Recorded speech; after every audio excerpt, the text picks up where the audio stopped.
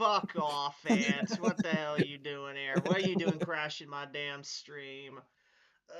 It Alright. was me, Backseater. Yeah, I know. Hey, Evan, how you doing? Hang on, let me get the chat up real quick.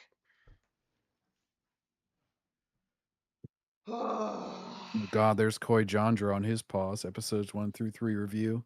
Fucking Koi. I'm telling you guys, Koi is just a soy version of Captain Cosmic. I mean, really, he is. I showed y'all his picture, and he really is. Is that from one of them sentimental comics or whatever they're called? Yes. Oh my god. Damn shame. Well, maybe he can play him in the live action Backseat. Oh, please no. No, fucking like Koi is not enough of a Chad to play Hugh Losley. He just isn't. Huge load? What? Hugh Losley. That's the cat's real name. It almost sounded like you said huge load. Hugh Losley does drop huge loads, but you don't need to know that. In the Space Babes pussy. Anyways, I'm in my theater for the moment. I'm about to read a couple of movie posters, and I want you guys to tell me if you're eager to see these movies. Y'all ready? All right. Superman. No. I'm ready to. I'll pirate it if I'm morbidly curious, but no. Okay. Eatington. Don't know what that is. It's R.A. Allister, A24. It's got Joaquin Phoenix and Pedro Pascal in it. No, it has Pedro Pascal. I'm not seeing. The minute you said his name, no. It's like a. All right. Speaking of our friend Pedro, the Fantastic Four: First Steps. Hard pass. That's a hard pass. I'm gonna see F1, not F4. Okay. What about Smurfs? I'm not a Smurfs guy, so I'll pass. The Bad Guys 2. No, cheap ass animation. Freakier Friday. Freakier Friday? Oh, that's like their legacy sequel, I think. Yeah. No, good. Maybe I like the original, but again, I'll pass. I'll just pirate it. And last but not least, Nobody 2. I don't know that. I don't even know what Nobody 1 is. So, Nobody was Saul Goodman doing a John Wick, basically. Yeah. He's like an old out of the game assassin bounty hunter type guy, and then he's like, "Oh, but I'll come back for one more." His family gets attacked or something. He's like living in suburbia. Again, it's time to dig up the past. I'll pass. Okay. I'll pirate it maybe if I'm curious enough. Here's one I'm marginally interested in seeing. Weapons. Weapons? What's that? Depends. It's a horror movie. It's from the same guy that did Barbarian. What's it about? Basically, it's about this teacher who finds that every child in her class, besides one, has mysteriously vanished. Like, here's the tagline of the poster. Last night at 2:17 a.m., every child from Mrs. Gandy's class woke up, got out of bed, went downstairs, opened the front door, walked into the dark, and they never came back. So it's like a teacher trying to figure out what happened to her kids, basically? Yeah, it's sort of like a sinister take of the Pied Piper tale. Oh. She's like, how do I reach these kids? Literally. Where are they? And funnily enough, the teacher is portrayed by Julia Gardner, who's the Silver Surfer in the Fantastic Four movie. Huh. Maybe I'll watch it again if I pirate it. You pirate everything, don't you, Backseater? Bruh, I just hate going to the theater. It's like I hate having to sit in a stuffy ass room with loud ass speakers that I can't control the volume for. The food is the popcorn, the soda, and the candy are expensive as all hell, and there's always and I'm stuffed in this room with a bunch of assholes. Okay, my next theater isn't until 8:29, so when that open time. We got to be checking seats, Well, checking. that's what I'm doing. I'm checking the doors and all that. Then you got to be checking the seats, making sure they all work, wiping them down if you have a rag on you. See if there's any No, yeah, popcorn of left course. over and be like, Sure we're nom nom taking nom crap nom. out. Evan, are Oh, you? by the way, would you like to defend the movie theaters to my buddy here, Backseater? No, Evan. I'm working. I'm on the clock. Evan, are you? I- Oh, I thought that Okay, was your. then. I thought that was your boss, and we got you in trouble or something. Hey, Well, he is my team lead, but he is also, most importantly, my buddy. Aren't you, Nathaniel? he's like, no, I'm your boss Oh, first. please. I trained you. But yeah, as I was saying, it's like, and you're always gonna get stuffed in with assholes, like the guy who's on his phone, the parent who brought their crying ass baby. That one really pisses me off. Like the fucking people who always like laugh at the dumbest shit, and it's like I just don't want to put up with all that. I just want to stay at home in peace. And again, it's like paying for a movie ticket. I could very well pay for a movie that sucks, and then a suckier one will come down the line because they got my dollar. It's like there's just so much inconveniences to going to a theater, and I just don't want to put up with that. I can watch it at home in peace by myself or with mom's seater, and I'll have an infinitely better and cheaper experience. It's just I don't care about seeing shit on a big screen. I just do not care about that shit. I probably watch more. If I do go to the theater, it's probably usually for like re-releases more than new stuff these days. Like literally the last time that I went on a regular basis was they had the Lord of the Rings trilogy playing one each night, Friday, Saturday, Sunday, and I went every day, got a large popcorn, and enjoyed those movies because they're awesome on the big screen. Again, John, tying into what you said, tying into what I said, it's like I wouldn't even go to see re-releases because like the studios that own the rights to these films to re-release them, they'll just take my money. Like it's why I didn't go see Revenge of the Sith. It's because Disney will take my money and they'll use that shit to fund Starfighter or the Rey movie or whatever. I'm just not going to run the risk that they'll use my dollar and use that to fund shittier movies. I'd be no better than people on our side.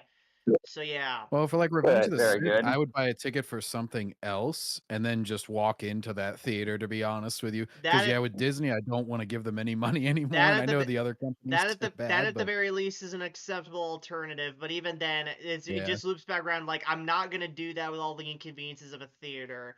And and speaking of watching stuff, I don't think Herb is gonna start. So let's just jump right into this. And John, I know you have a clip of one of Ant's most recent streams to show us, don't you?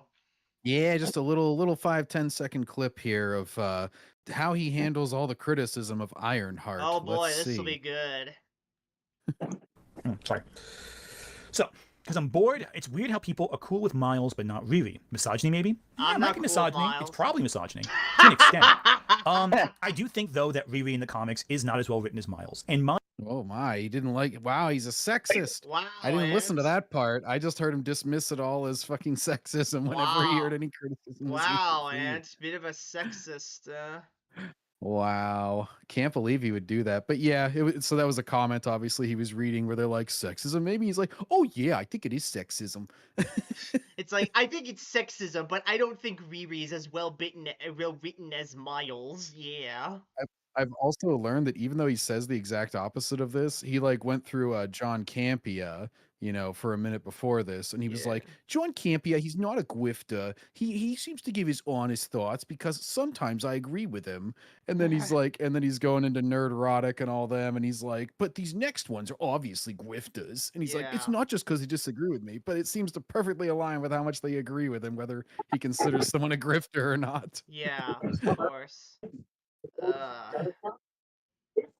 Anyway, I feel like we should get to today's topic. So, let me get the link for you, John. So Ant's video, and obviously we're doing this because Ironheart's show is released, is that Ant is saying no one hates Ironheart for the right reasons. Now, I don't know what fucking right reasons Ant could be thinking of. Like, do you guys know? You What- have to Hang on. like Hang on. What do y'all think the right reasons to hate Ironheart is? Who is that Ant Marvel's thinks? most Well, I think- if you're gonna hate a show for a very valid reason, you must not like either the writing, the production value, or just a general characterization of the characters presented, or maybe you just don't think it accurately adapts to comics. If you happen to be an Ironheart fan, And I don't know why you would, but yeah, that seems that yeah. So it's like there's tons of very very legitimate reasons to hate Ironheart. John, what do you think? Why do you think no one hates Ironheart for the right reasons? Well, because for him, probably the only right reasons to hate something would be if it pushed some sort of capitalistic message, or there was a white male actor who was very obviously bad at acting. Um, Yeah. or maybe if you disliked it because it didn't have enough representation or something. I'm sure he would never dismiss those criticisms. No. I mean, I will tell you, Ironheart definitely didn't lack on representation. I mean, you got a black female lead and a Latino villain for the most part. Yeah. Oh, I'm just thinking of reasons that if Ant heard them for any show, he would be like, "Oh, that's very legitimate. Absolutely. I can understand that there weren't 36 trans people in there and that really made you feel underrepresented. It's okay." That is okay to dislike it for that reason. From all the pics I've seen of Ironheart, there's not a whole lot of white people going around. Does that mean it's okay for me to not like the show because of that? Because I feel underrepresented? I mean, it's food for thought, Ant. You got Han Solo. Well, I will got tell you this, two Han Backseater, Solos. and I'm not sure if you saw the last episode, but there does happen to be a white character portrayed by Oh. Sacha Baron Cohen by the name of Mephisto, who happens to be, Oh, the devil in the The Marvel white universe. man is the devil. They got Sacha Baron Cohen as Mephisto? What on God's green earth? Yep. What the hell were they thinking? Backseater, you should Google the Hood in Ironheart and see his picture. It's so cheap looking. I already saw his costume, and Narrow Dark absolutely hates it. It looks like I saw some people. I went and saw Lord of the Rings in the symphony, and there were some people kind of cosplaying as like elves or rangers and stuff. His cloak looked cheaper than any of their costumes, and that was like his whole costume was just a fucking cheap ass looking cloak that he tied around. Jeez, yeah, pretty much. He's like a miserable Little Red Riding Hood. How did they spend so much money on this though? Like, I have no idea. I tell you what, they probably spent all of their money on just prove that Riri's same- iron suits. well, probably Honest that. is But the like- first Iron Man sorry, had not iron honest. suits that looked way better than this, and it didn't Honest is cost like- nearly as much. Yeah. And she's hardly even in the damn suit. She's in it for like Yeah, John- maybe like 6 or 7 scenes because she's always instantly getting her ass beat. Whenever the one other white guy does come in, Timu Han Solo, he has like the electric powers. He zaps her like 3 times, completely fucking dismantles her, and then for some reason doesn't kill her, which is what we were all rooting for. Yeah. Well, we can't kill her now. We still got that Young Avengers thing, maybe. Yeah. Well, that's she what did make a everyone deal with the devil. That wants. might be an awkward team building. They'll be like, all right, we've assembled all these good people, except we're all assholes. And this one is literally Soldier Soul. Yay.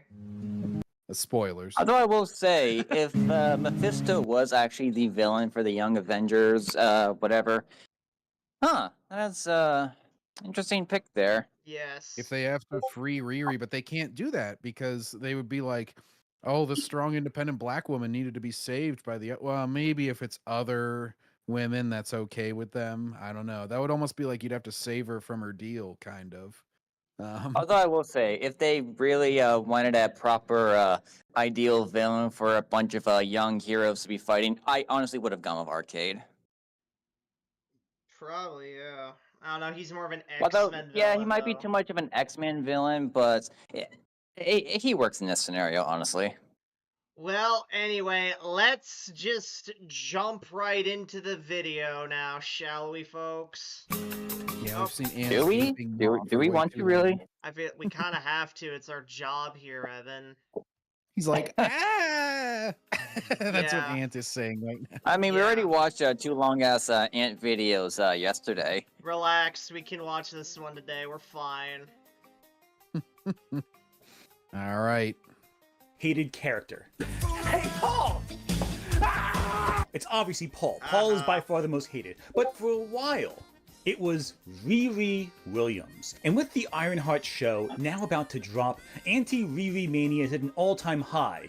A TV show commissioned 5 years ago when the whole "let's swap out beloved legacy characters for diverse new alternatives" craze was at its obnoxious peak in the MCU. I'm gonna get to the rest of what he said in a second, but like, Drinker, are you seriously saying that She-Hulk and the Wasp, characters who have existed since the 60s and 70s, are new characters? Let's Talk swap about their out beloved MCU legacy characters. versions. They're swapping out. It would be fine if She-Hulk and Hulk were like coinciding. What the fuck has Hulk done recently? Like the only one of these will just Besides totally become, legitimate. a bitch on Twitter. Yeah.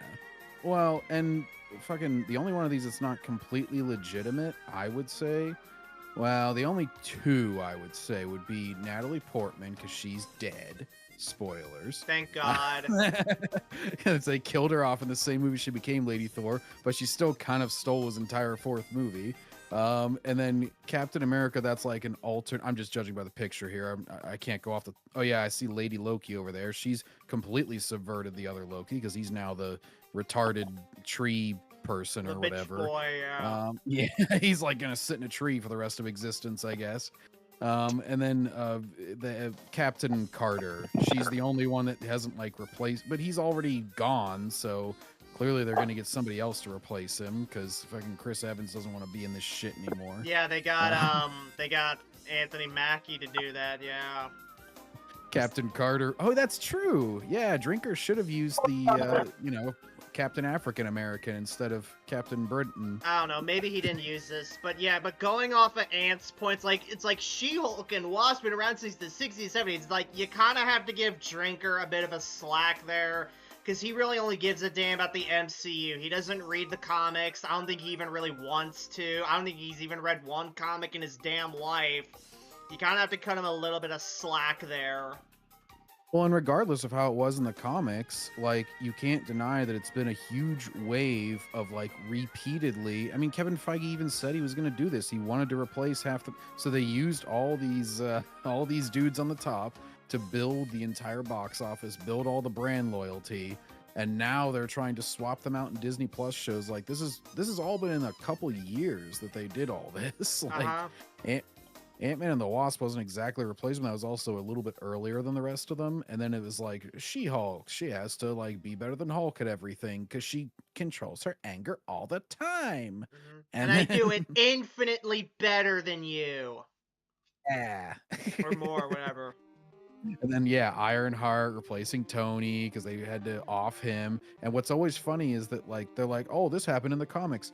Stuff like Miles Morales and Ironheart is so recent in the comics that you pretty much cut their original comic character's story down by like 50 years or something. Yeah. Because you were in such a rush to get to the successor. Yeah, I remember Nerdrotic saying something like this back when I still watched Drinker's Open Bar, and he's basically like, they basically skipped entire years worth of material just to get to them. Yeah, you're absolutely right, John.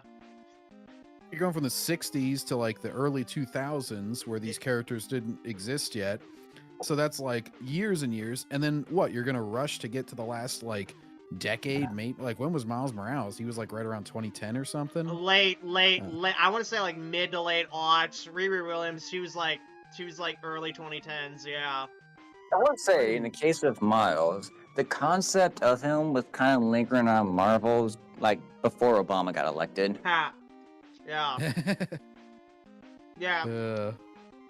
Those clips that Ant was showing of the Flash where Grodd's killing Barack Obama and saying he's gonna make America Grodd. I couldn't believe that he showed those. I'm like, this is the most embarrassing shit for your side that I could think of, and you're the one showing it to me. This is actually amazing. And he had no criticisms of that. That's not ham-fisted? Come on. Yeah. But I will say that clip is legendary. Legend, wait for it, dairy. Anyway, we got check. Solar, Ant coping again. Nothing new under the sun, indeed. Jacob, what are we doing? Solar, I'm finding enjoyment in reading the superhero comics from the Gold and Silver Age. Good man. Anyway, moving on. Jacob is the beardo of chat. What are we doing? Characters for diverse new alternatives. Come on, man. Riri Williams on, is not man. the first legacy character to try filling in for Tony Stark. Hell, So what? she isn't even the first black character to do so. So but when she what? debuted back in 2017, she became a lightning. I honestly think Riri would have had a much better reputation when she was first introduced if they made her a family member of Rhodey. That could have worked, yeah.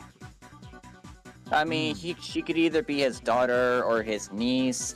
Maybe she's introduced to Tony when she was really young, and Well- she's already shown like interest in robotics. And Well- Tony is like, "Well, if you ever want to be like a Iron Man hero, sometimes you know where to find me." Of course, he means it in a joking way, but Riri kind of takes him seriously and actually grows up. She aspires to be just like Iron Man and just like her uncle that she idolizes. She tries to make her own suits out of scrap material. It doesn't really quite work out, but her dedication inspires Rhodey and Tony, and maybe they give her a hand. Like, sure, it may be a bit of a cheap liberal dose story, but it's something. Yeah, Evan, I get what you're saying, but the problem right there is that, like, you would have to introduce her, like, way earlier in that point, because like, a kid like her being Rhodey's daughter, that's not exactly something you just spring on the audience after Rhodey had already been, or Jim.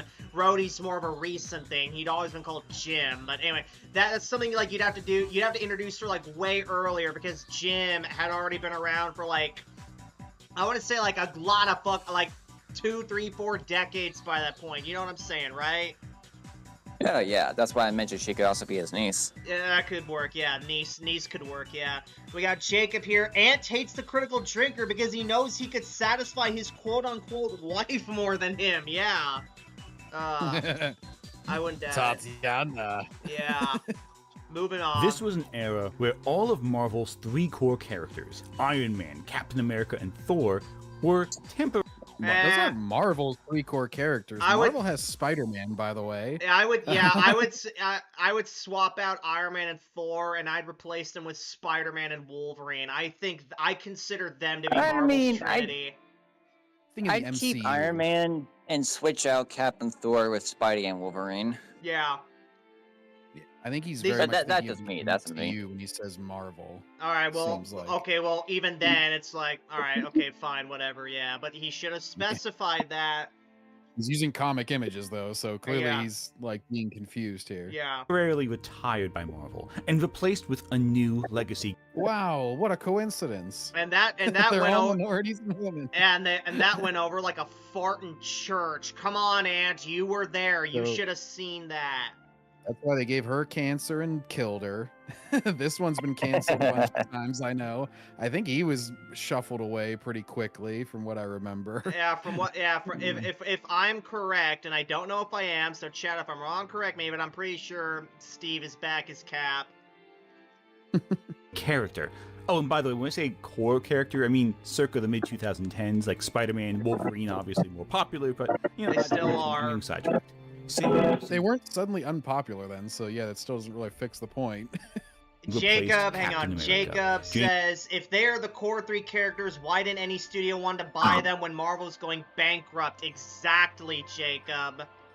Dude, Sony got Spider-Man for so cheap. That's probably the best investment they've ever made. Yeah. Oh, absolutely. They would be fools to sell the Spider-Man IP back to Disney, even though so many people, like Doomblazer, has been urging them to do. Doom Glazer, yeah. Well, and this is just a, totally not to do with Ant or anything, but a lot of people think Sony owns everything. They only own the theatrical movie rights, which is why Disney can make like Spider-Man TV shows, and Disney can make like the video games. They're not exclusive because it's Sony. It's like they don't actually own the game rights, which is why Beanox and Activision keep making Spider-Man games. So Sony at least doesn't get to profit off all the merch and shit, but yeah, they do get the movie rights for sure. Yeah.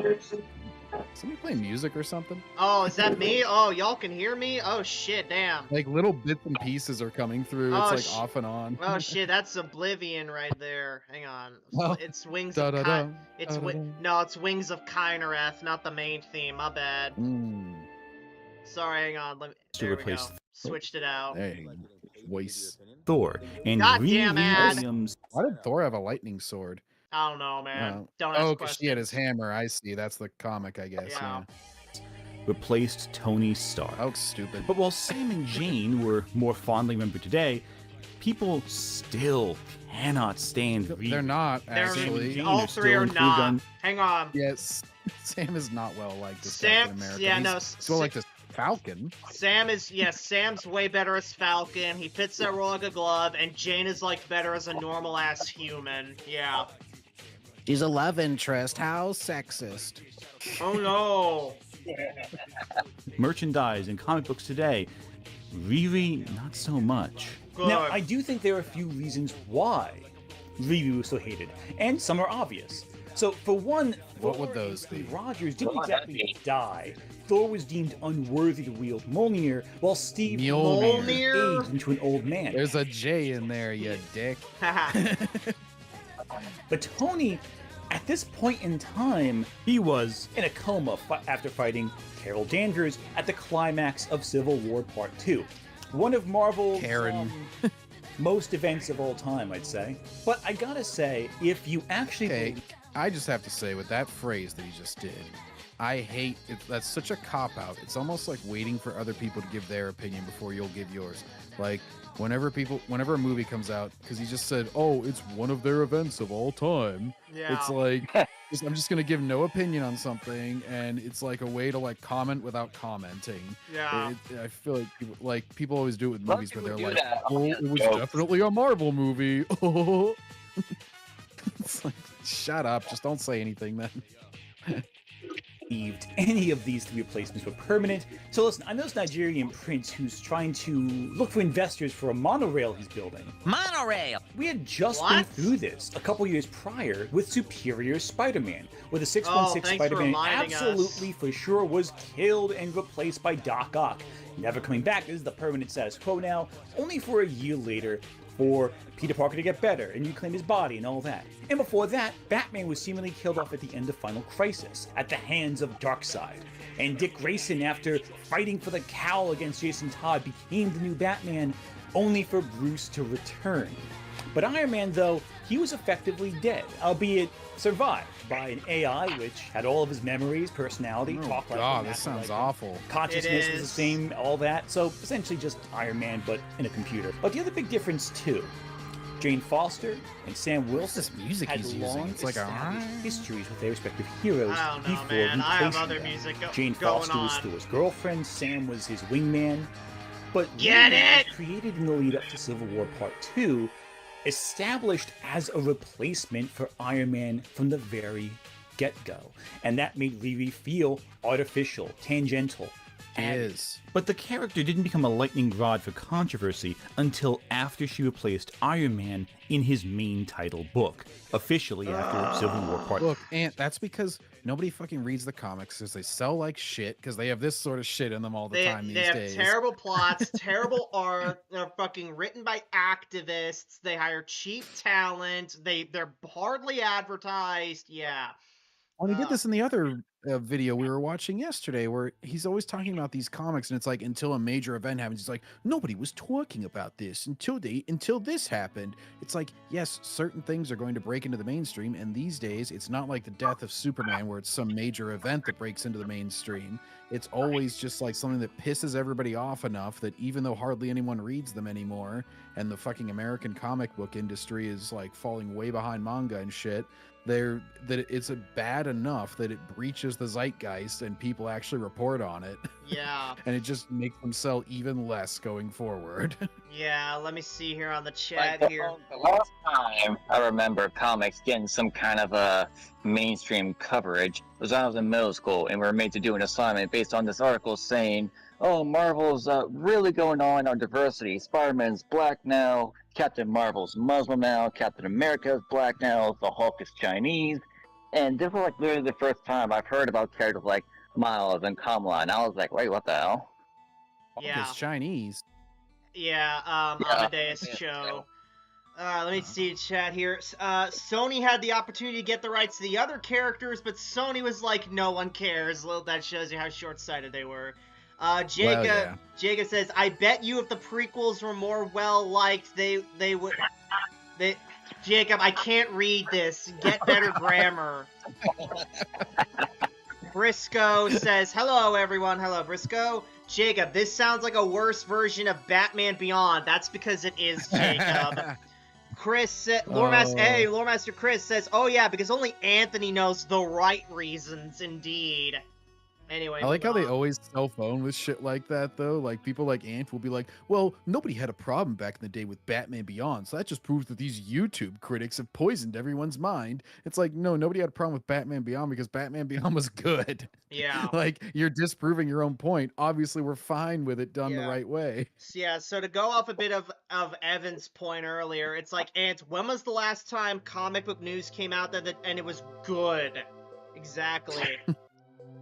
It probably was like the death of Superman or something was like the one that was major, and it was, you know, the mainstream news and shit were like, holy shit. Now they kill off characters so often that the only thing that's going to happen is whenever they replace them with some shit other character. Or they come back to life, yeah.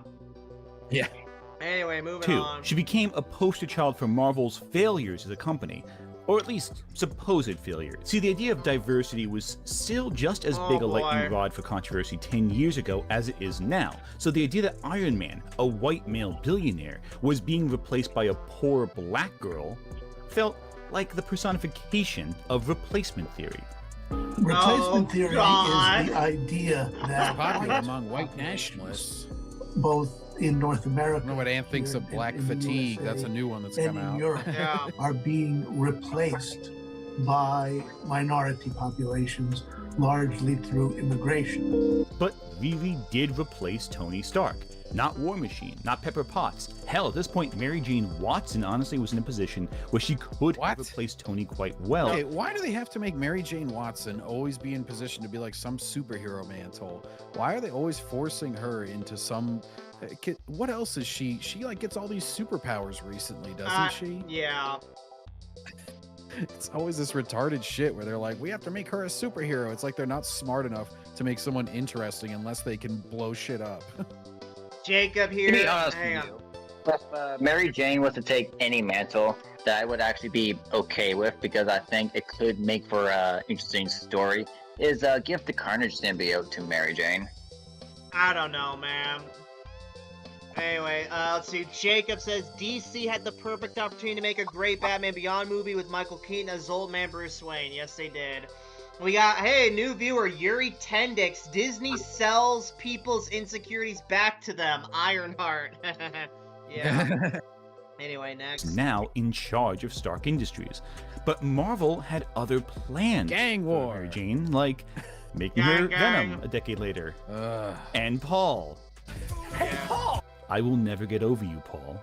Riri just felt very shoed in as a legacy character in a story that had multiple other candidates for a legacy character in the first place. Shoehorned in. Hell, even Doctor Doom was in a better position to replace Iron Man, given that Iron Man had been He's meddling not a with hero, Bavaria obviously. It's in not Bendis' just throwing an Invincible iron suit on title someone. previously. See, this might be surprising. This is not a video where I defend Riri Williams. Oh, the character really? has some serious problems, but rather it's a video. You just ascribed all of her criticism to white replacement theory. Uh-huh. And fucking news publications making a big deal out of it. So you've already tried to defend her in a passive-aggressive way, liar. We got Yuri Tendix here. Ryan Coogler sold Hoodoo to the mouse. Love watching Hoodoo get Disneyfied. I don't know what Hoodoo is. I'm sorry. Is that what Jar Jar Binks called shit? I don't know, man. Anyway. Or I think he's called Icky Icky Goo, whatever. Where I Yeah. address the big reasons why people hate her, some legitimate, some not so much, and the actual reasons I think Riri just didn't work. Brian Michael Bendis created Riri Williams, and writers later on, such as E. Ewing, tried to fix the problems that Bendis created for Riri. But by the time they got to Riri, the damage was done. Ironheart was damaged goods based purely on Brian Michael Bendis' horrendous run on Invincible Iron Man that introduced Riri. Bringing her forward Good, in so the that worst means we should possible stop way, using her, right? that just set up. Yeah. No, well, surely if her book is so badly selling that it gets canceled multiple times, then he would agree that we shouldn't throw her also in the movies, right? Right? For failure, continuous failure. It didn't matter how many writers came in to fix it, the damage was done. To figure out how this happened, however, I had to do something that a lot of people are afraid of doing themselves when talking about Riri Williams. What? Actually reading the comics that she appears in. I know, shocker. Reading the comics actually tells you why Ironheart didn't work as a character. I don't need to read the comics. key players you gotta know. Shit. I can just tell this shit. I can just tell just by looking at her dumbass. So even if he completely agrees with all of the criticisms, he's going to say, well, they did it from a bad place because they didn't read the comics clearly. It's like, well, maybe they did read the fucking comics. They still didn't list out every single thing individually. Yeah. Or they disliked them for different reasons than you. That doesn't make them bad reasons. Jacob says, you think they would have been back George Clooney as Bruce Wayne in Batman Beyond? Oh. I don't know, Jacob. I'm not familiar with George Clooney. We got the Briscoe saying wee wee. Yeah, wee wee. Anyway. He's talking about Anthony's. Never mind. Yeah. Tomo, she is this inhuman who can control metal, and she's relevant in many of Riri's early stories. No one cares. Because she's one of the first real threatening roles that Riri faced. Does anyone else care about the Very Inhumans? apparently. No. Anybody care about what? The Inhumans. Oh, jeez. Not since I checked. I saw the 2-episode premiere of their show in theaters back in the day. Poor bastard. Yeah, speaking of giving money to bad things, that didn't turn out too well. They cut off her hair to save on the CGI budget. Now, I mean, I will say the only Inhuman I actually kind of, care about is Quake. No, not Black Bolt. I mean, I did meet the Black Bolt actor, Ansel, and he told me he was contractually blackmailed into reprising his role in Multiverse of Madness. Oh my god. I forgot he was even. That's whenever he kills himself. Yeah. Yep. It's like, Merp. And fought in Latveria prior to Civil War Part 2, but these storylines involving this metal-controlling Inhuman and the leadership of Latveria carried over into Riri's story, so she was saddled with Tony Stark's leftovers, so to speak. Tomo She is a Tony Raditz Stark in leftover. this That's story, so appropriate. Yeah. Oh, she's the Raditz. Oh. put too much thought into her story. She's not as important. He was so weak, we could actually grow Raditzes! She's more like the first test boss that actually challenges Riri in some way. And in my opinion, the way she deals with the conflict indicates all the problems with Ironheart as a character under Bendis, but we'll get to that bridge when we cross it. Talk about Riri is right a now. 15-year-old girl who got into MIT. Hang on, Jacob Oh. says, I was talking about WB bringing back George Clooney as Bruce Wayne and Beyond. Yeah, Jacob, I know, I'm messing with you. Anyway. Oh, yeah, they tried that in the Flash movie. It didn't work out too well there either. On scholarship as a preteen due to her being a super genius who reverse engineered an Iron Man suit in order to make her own Iron Man suit. essentially. She's so smart. point, She did it was Tony believed- Stark's thing whenever she was only 15 years old. Take Yeah. that, Tony. Yay. Leave Tony might Still be not as really impressive as dead Moon due to- Girl. As who? As Moon Girl. Oh, Moon Girl Ooh. sucks. We got Jorge Lucas saying Anthony. Ugh. Yeah, pretty much. Anyway. Hey, why you always your chat so mean to me? Ooh. Because you suck, Ant. Anyway. with a lot of different things going on, as you do. So Riri felt she was destined to make her own suit out of stolen scraps from her college campus. But she runs away from campus With a after box being of seen, scraps! only for Tony to end up learning about her, visiting her in her Chicago. Why does Riri look like 30 years old or like 35 years old in this fucking art? Because the art is ass and it's done by cheap talent. She looks like a 70s dancer. I don't know what the fuck. She looks like Misty Knight and without the red imme- headband. Immediately becoming impressed by her young talents. I should note that this happens in the margins of multiple other storylines already going on, including, Civil War Part 2. To say it feels completely disconnected from everything else is an understatement. Now, why is Riri Williams so hated? Aside from her name being hard to say, which I am not going to let go. It's really hard to say this a lot. Yeah, because you have a bad accent. Riri Williams. No, it's not. It's really not hard to say. Objection. Yeah. It's not hard to say. Yeah. Or, hold it. Yeah. I wouldn't say it's hard to say. It's just more so. Yeah, you couldn't come up with a better name than Riri. Yeah. Like Also, it just invites all the toxic chuds to go Yeah. Williams. Oh, Ant. Stuttering over it. There's a lot of commentary on Riri and Ironheart as a character. Like this Some video. of it good, some of it bad. And because even credible comic book critics had issues with Ironheart as a character. She didn't work. This isn't just grifters online saying it. This is a lot of people with legitimate backgrounds in comic criticism and comic journalism who just couldn't mesh with this character. For example, friend of the channel Comic Drake made a few videos about Riri Oh, a few this years dude's a apart, shill. reflecting on his development. No, he's a friend of the channel. Yeah, Got a chance to do for you. Yeah. Hang on. Let's see. Feelings in Briscoe says, I really got to give you guys credit for putting up with this Milky Licker's voice all the time. Milky Licker. Never heard that one before. Hey, Mike Cassius. Typical talking point from someone who thinks J.I. Jacob legitimately has 50,000 subs. Yes, that is correct. Jacob, yes, Ants legit defended J.I. Jacob, saying his success is legit. He doesn't have botting, even though we have legit proof on the GKA's channel. But anyway, and we got Jacob here. I think 20th Century Fox was going to make an Iron Man movie in the 90s with Nicolas Cage as Tony Stark, and Quentin Tarantino is going to direct it. Ooh, that sounds nice. I'm going to make an arc reactor that is the most powerful of all time. Woo! Woo! Anyway. Character and why she just never clicked for him. I have no idea how any editor. Whoa! Holy crack say, addict! Wow, Brian, this script about a little black girl begging to be. Does he have a Cheetos? Everything this man has is branded. Yeah. Whoa, guys! Whoa!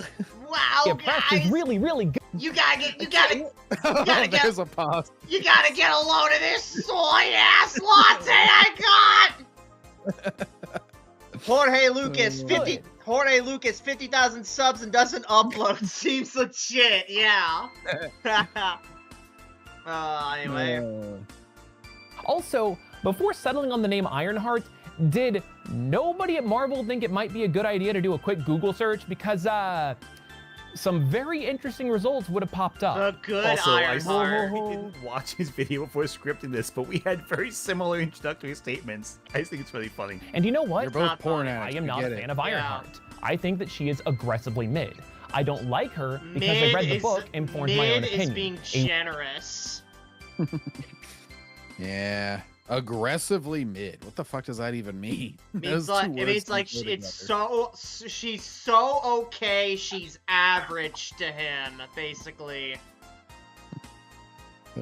Wild concept, I know. Now, Comics by Perch also dropped a video prior to the release of Black Panther 2. that Perch is was alright. very insightful about why Riri didn't work, where he suspects that Ironheart was just the biggest example of many abrupt changes made to Marvel during the 2010s. Yes. Marvel replaced the X-Men with the Inhumans. There were Yeah. other characters who got replaced. Again, I mentioned before, both Cap and Thor were replaced by different counterparts. Weren't they replacing the X-Men because they didn't own the movie rights to them Yeah, partially? pretty much. Yeah, because Ike Perlmutter is just a petty asshole like that. Yeah. Yeah. Hang on, Even Jacob. Miles Morales. Jacob says, "Tell me he has low T without telling me he has low T." Yeah. Anyway, Miles here. Morales and Kamala Khan, two characters who were, for the most part, pretty well liked today, No, they were aren't. controversial when first Oh my announced God. because they were these new diverse heroes meant to replace the old white heroes. Oh, I'm of not course, saying it's necessarily this is a racism. racism thing, but I am saying that it was a lot. Isn't it a bit of a coincidence? Were any of them replaced with white males? I don't think so, no. Isn't that a bit strange that the people who are writing these stories mostly all live in a country and are probably themselves, a lot of them, fucking white males? Like, it's a pretty huge chunk, certainly more so than the groups they're trying to shove it. That's why it seems fucking forced. Whenever it's so across the board, so consistent, and so obvious that they are that they are doing something with, like, hey, let's virtue signal, hurry, throw in as many minority little things as possible. And probably a lot of them are not heterosexual, I'm just gonna guess. Hang on, I'm legit thinking. I don't think Marvel did introduce a homosexual one. I think that's the one area they skimped on, unless I'm forgetting Damn, someone. Marvel, homophobic. Okay. Well, then again, they didn't introduce a homosexual one. They just turned a whole lot of pre-existing characters homosexual, like Iceman, so that made up for it, I guess. Well, yeah, even if they don't show it clearly in, like, their first run or whatever, which a lot of these characters don't make it to a second run, unfortunately, because they fail so miserably, but they'll throw it in there later and be like, okay, by the way, I was secretly gay the whole time. Yeah. Whoa. Jacob says this guy sounds like the dad from Chicken Little. Yeah, Jacob, you said that last time. Anyway. he's gonna say it every time. Oh my god, Jacob, please don't do that. It gets repetitive. Anyway. The face of Marvel was rapidly changing day to day to day, week to week to week, so some readers had a hard time grasping with that.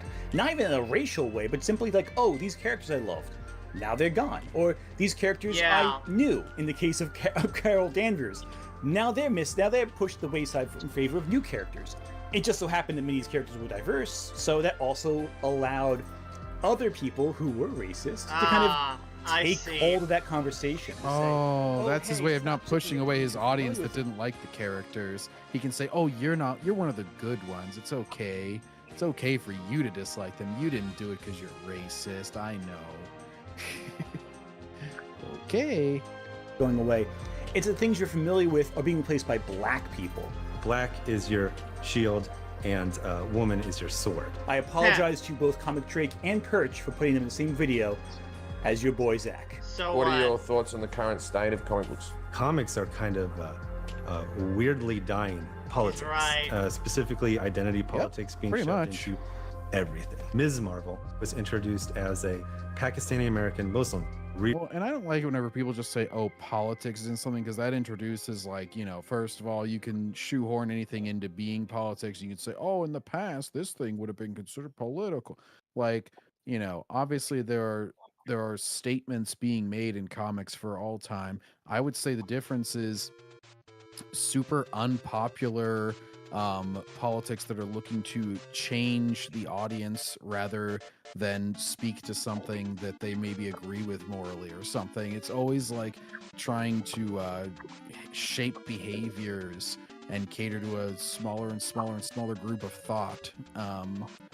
Not like diversity in the immutable sense, but like the people who just have super radical thoughts are being catered to. Right.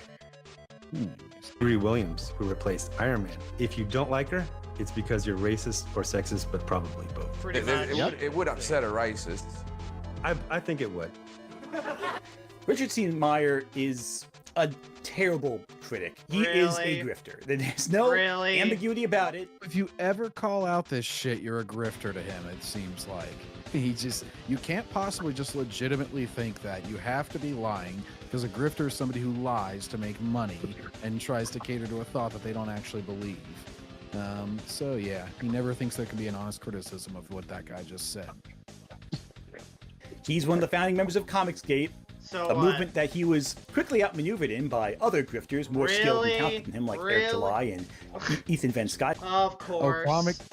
Comicsgate, where a bunch of comics stopped selling, so people stepped in to fill in the gap and not fucking hate their audience. Yeah. What a terrible movement.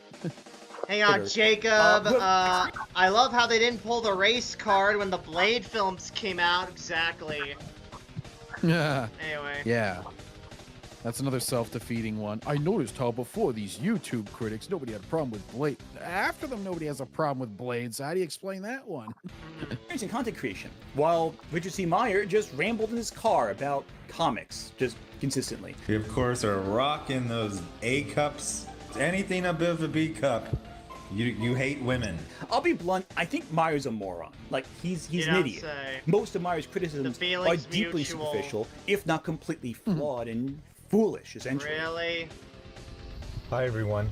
So last night I did a video about Riri Williams and how the only way to really save her is by making her into a villain. He concluded that Riri was written as the wrong character. You see, his conclusion was that Riri should be a villain because she stole the role of Iron Man from Tony, despite Tony at the beginning praising her and thinking she was a brilliant engineer that he would want to take under his wing, and despite the fact that Tony was in a coma and reclaimed Iron Man right after getting out of the coma.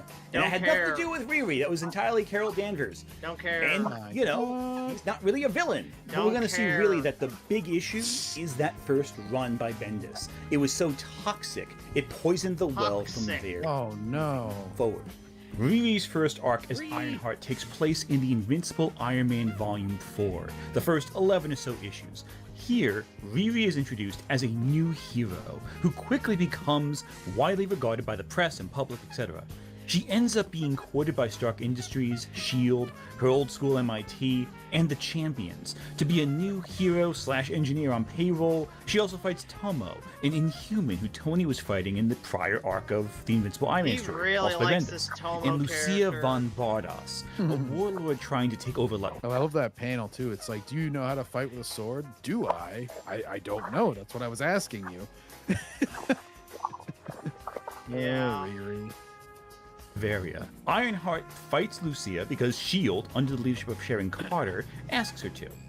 Ironheart then, after beating Lucia, declares herself the new leader of Latveria in order to broker a truce between S.H.I.E.L.D. and the Latverian armies. Now, do you notice something missing from that description just now? That's right, not once did I mention what Riri wanted, felt, or thought throughout this entire I don't arc, care. because She's shit. It doesn't matter.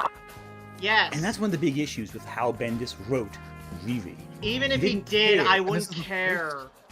is the first part of her character, so this is who her character is. So her character is uninteresting and doesn't have any interesting thoughts, is what you're saying. But you won't trash on the character. You're going to redirect it to Bendis. It's like, this is literally true for any character. Of course, it's all dependent on how they're written by the main writer. Well, it's as I always say, in a good story, you're mad at the characters, but in a bad story, you're mad at the characters and the writer. Hang on, Briscoe says they never pulled the race card with Spawn back in the day either, but let's be real, the modern audience probably doesn't even know Spawn is a black guy because it's not Marvel or DC. Yeah, pretty much Briscoe, yeah. Yeah, and they didn't hate on Venom, and he was always black. Yeah! Oh, yeah, right. What made Riri tick? He cared about the role Riri filled as Ironheart, and very little else. So she had a bad first Riri run. Was Okay. a role before becoming a character. In the original Bendis run of Invincible Iron Man, Riri is depicted as a super intelligent young girl whose intelligence is framed as a curse. She's socially cut off from her peers, with even her stepfather being profoundly uncomfortable by her presence. In some ways, her building suits and tech is an outlet for her intelligence and boredom. However, after the loss of her childhood best friend and her stepfather in the first issue from a drive-by shooter, it's established that she has very little control over her environment, and so tries to cement her control. A common criticism of characters like Ironheart, who replace established heroes, is that they're just perfect, despite having no training at all. And Ironheart isn't perfect at all. Actually. Well, she should have been a villain according to that origin, and that's very similar to the show. But the way that he just explained it, it would make more sense for her to be a villain. Be like, now I know, essentially the worst parts of Tony Stark whenever he wanted to make the suit of armor around the world. Like, that would have been the natural way to take her as like an Iron Man villain, where it's like, oh, I have to control everything. I have to protect everything. This is better than the tragedy that I had to suffer. You don't know what I'm saving you And from. there have been Iron Man villains that are just like evil people in suits of armor. Like you got Ironmonger, you got Crimson Dynamo, you got Titanium Man, you got Melter. List goes on. So yeah, Riri would slot in there really well. The only hard part is, like, what does she have that separates her from everyone else, of course. Let's see, Titanium Man needs to work on his name. That's a pretty boring name. Oh, Titanium Man is awesome. He's basically Iron Man on steroids. Anyway, Jacob, no one had a problem with Samuel L. Jackson's Nick Fury. I did. Anyway. Sorry, Jacob. I just proved you wrong. Strong type of villain with very few superpowers. She like spawns monsters, but one punch to the head's all it takes to knock her down and beat all the monsters. Very simple solution. Anyone can do that with super strength, but Riri struggles against that. There's a scene where Iron Man's Iron Legion is training with Riri, and they're all coming at her at once, and she's just getting punched from all sides. She can't do anything about it. Her only solution is to run away, stall for time, and install a virus into the Iron Legion that shuts them all down. Oh, wow. She can't outmaneuver them. She can't outfight. She outsmarted Tony Stark and completely outprogrammed him. Yeah. She's so smart and powerful. She's so SMRT. Yeah, I'm so smart. SMRT. She can just run away and take advantage of people underestimating her until she uploads a virus. By the way, this is also how she beats Tomo, with a lot of help. Tomo arigato, Mr. Roboto. And the problem with that is that only works with technologically based supervillains. Running away and uploading a virus to an organic threat is not going to do... Well, organic things get viruses too, dumbass. That's where the term comes from. Yeah. You ever see War of the Worlds, idiot? Yeah. You see the problem already? Riri was pitted against very specific enemies early on. That's not the issue. She just sucks, my guy. Just accept the fact she sucks. Never. Stop making all these mental gymnastic leaps and just admit she's ass. She can't suck. She can't. Oh my god, I'm so sick of him defending this whore. God. I just love where the separation comes with some people, though. It's like, if there was some regular-ass character that had a terrible first run with no characterization, shitty villains, and, like... Oh no, we lost Evan! Oh, there he is again. And, like, no interesting stories, though. Would you be defending them this much if she wasn't a fucking black chick? Like, I seriously doubt it. Like, if this was Ryan Williams, and he was, like, a white guy from New York, I doubt he would. We got Jacob here saying, hot take, I thought Samuel L. Jackson was miscast as Mace Windu. Ooh, that is a hot take. They should have cast Morgan. Super hot take. They should have cast Morgan Freeman or Sidney Poitier. What do you guys think of that? I don't think those. I can see what he's saying, where like you might want someone who's more like stoic or whatnot.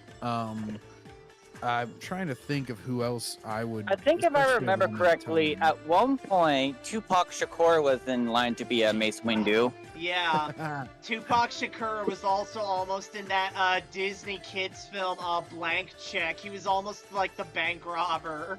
Yeah, I heard that idea got shot down, though. Yeah, probably for the best. Oh! Snap, John! Oh, snap. Yeah. I like how it took Backseat a second. For her skill set to deal with. Like, yeah, sure, she is a technological genius, undeniably, no question about it. But she lacks combat sense, which is important when you're a superhero. She's got wits outside the suit, Hang on, but she has these skills. When Spider-Man started out, he had very minimal combat experience. He learned. He basically got his experience, through, like, actual fighting. So, there's no excuse for Riri not to have any, like, she could just learn on the job while she's doing it, and even if she did, she'd still suck ass. Yeah, and you have some losses early on, and you learn, and you grow, and you have flaws. But we can't have that because we can't have her look weak at any point, so we just have to make her somehow win every single time. Hang on, Jacob says Michael Jackson was almost Jar Jar Binks. I did know that. Briscoe says I also knew that. Briscoe says, bad from John. Anyway. What? Because the dark humor, yeah. Yeah. And it's not because he's black, it's because it's, like, grim. Anyway. I'm just picturing, like, the fucking Jar Jar Michael Jackson. Simona, doo-doo. Yeah.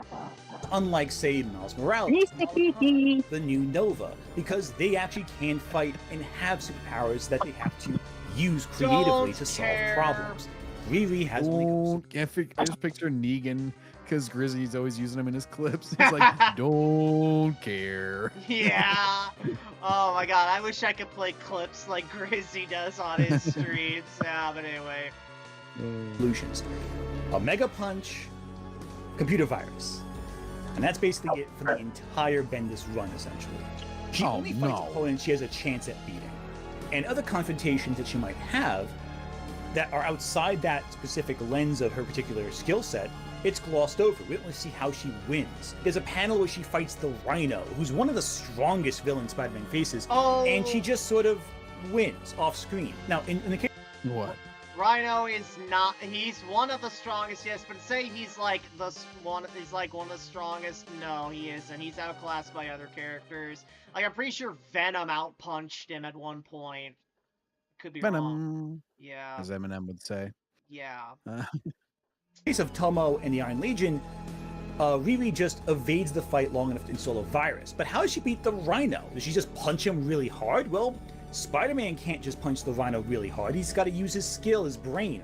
How does Riri, a genius, combat the Rhino, a guy who's all physical strength and not much up here?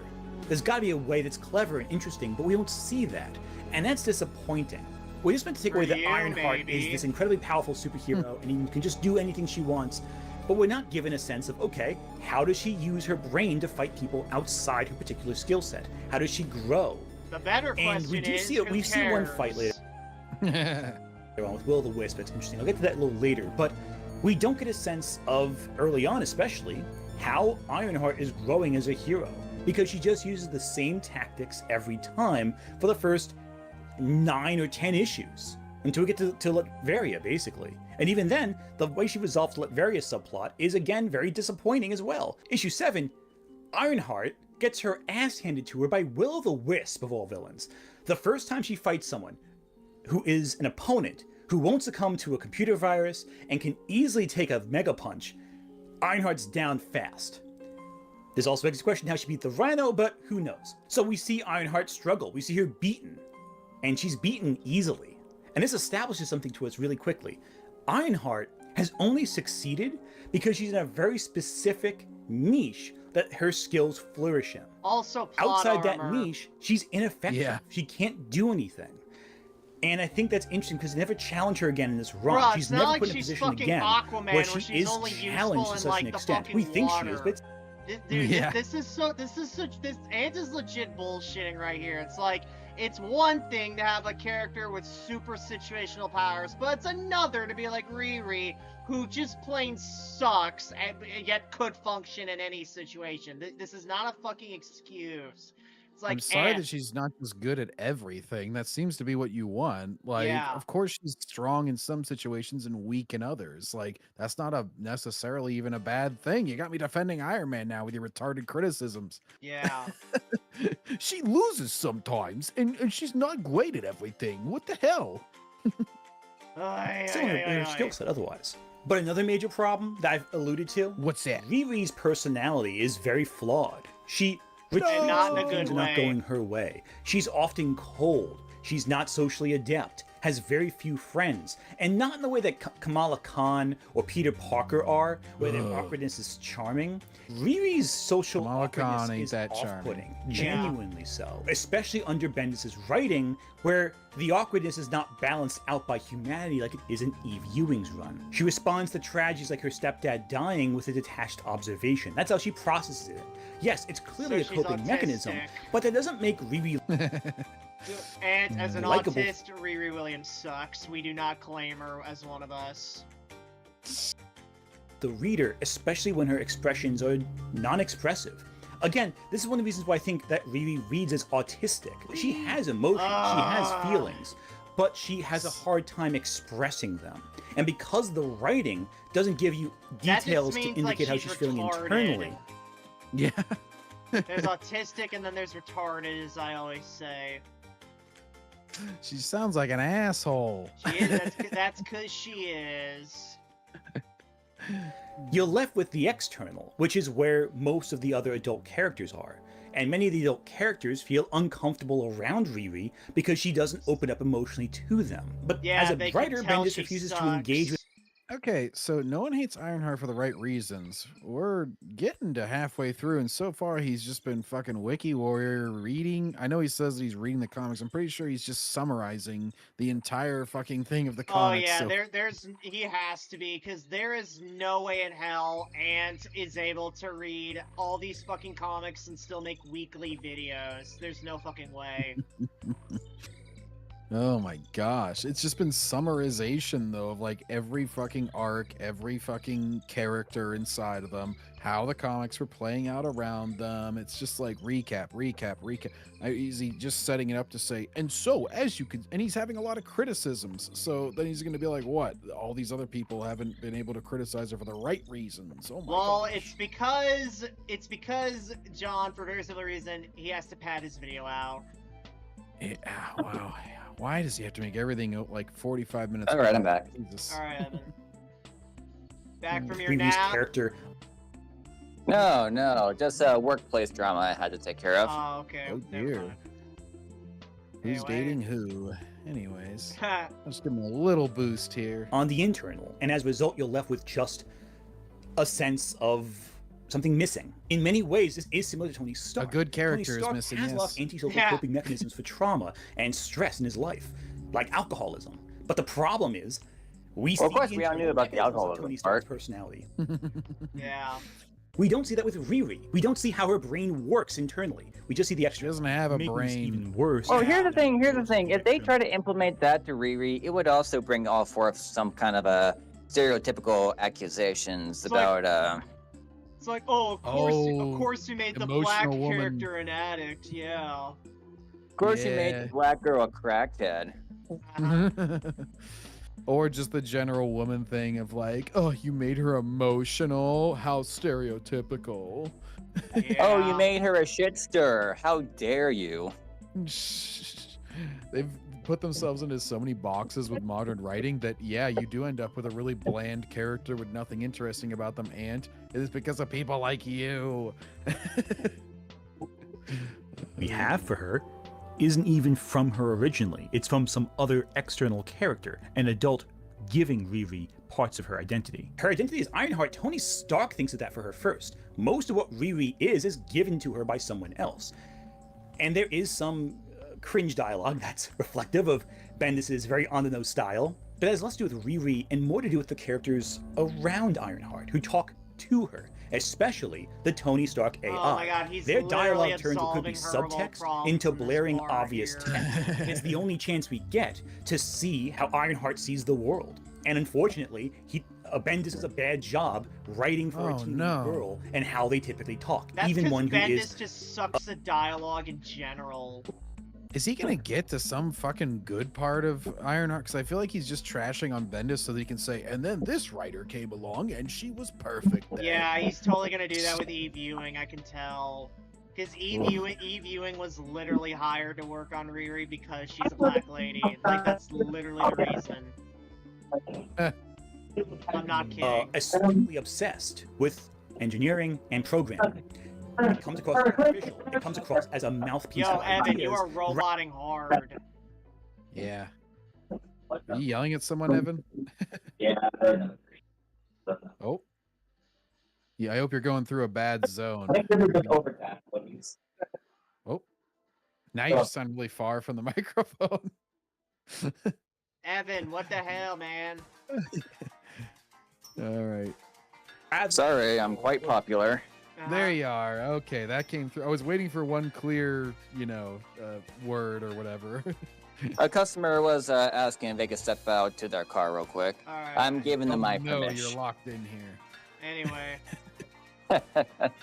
I wouldn't wish I wouldn't wish my worst enemy to be locked in a theater with a Jurassic World Rebirth playing, because I heard that movie's dog shit.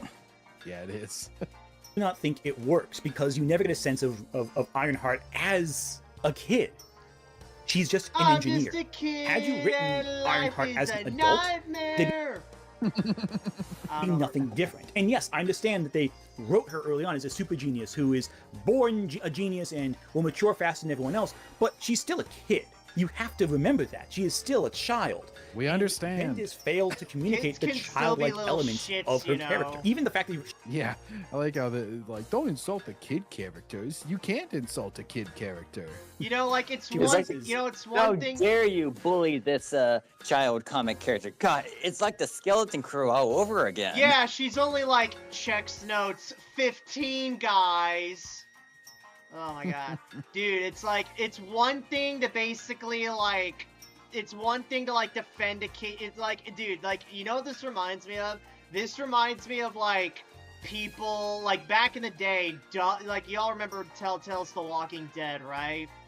So like Yep. the reason why Duck is such a divisive character, you know, Kenny and Katya's son, the reason why is because he acts like a kid.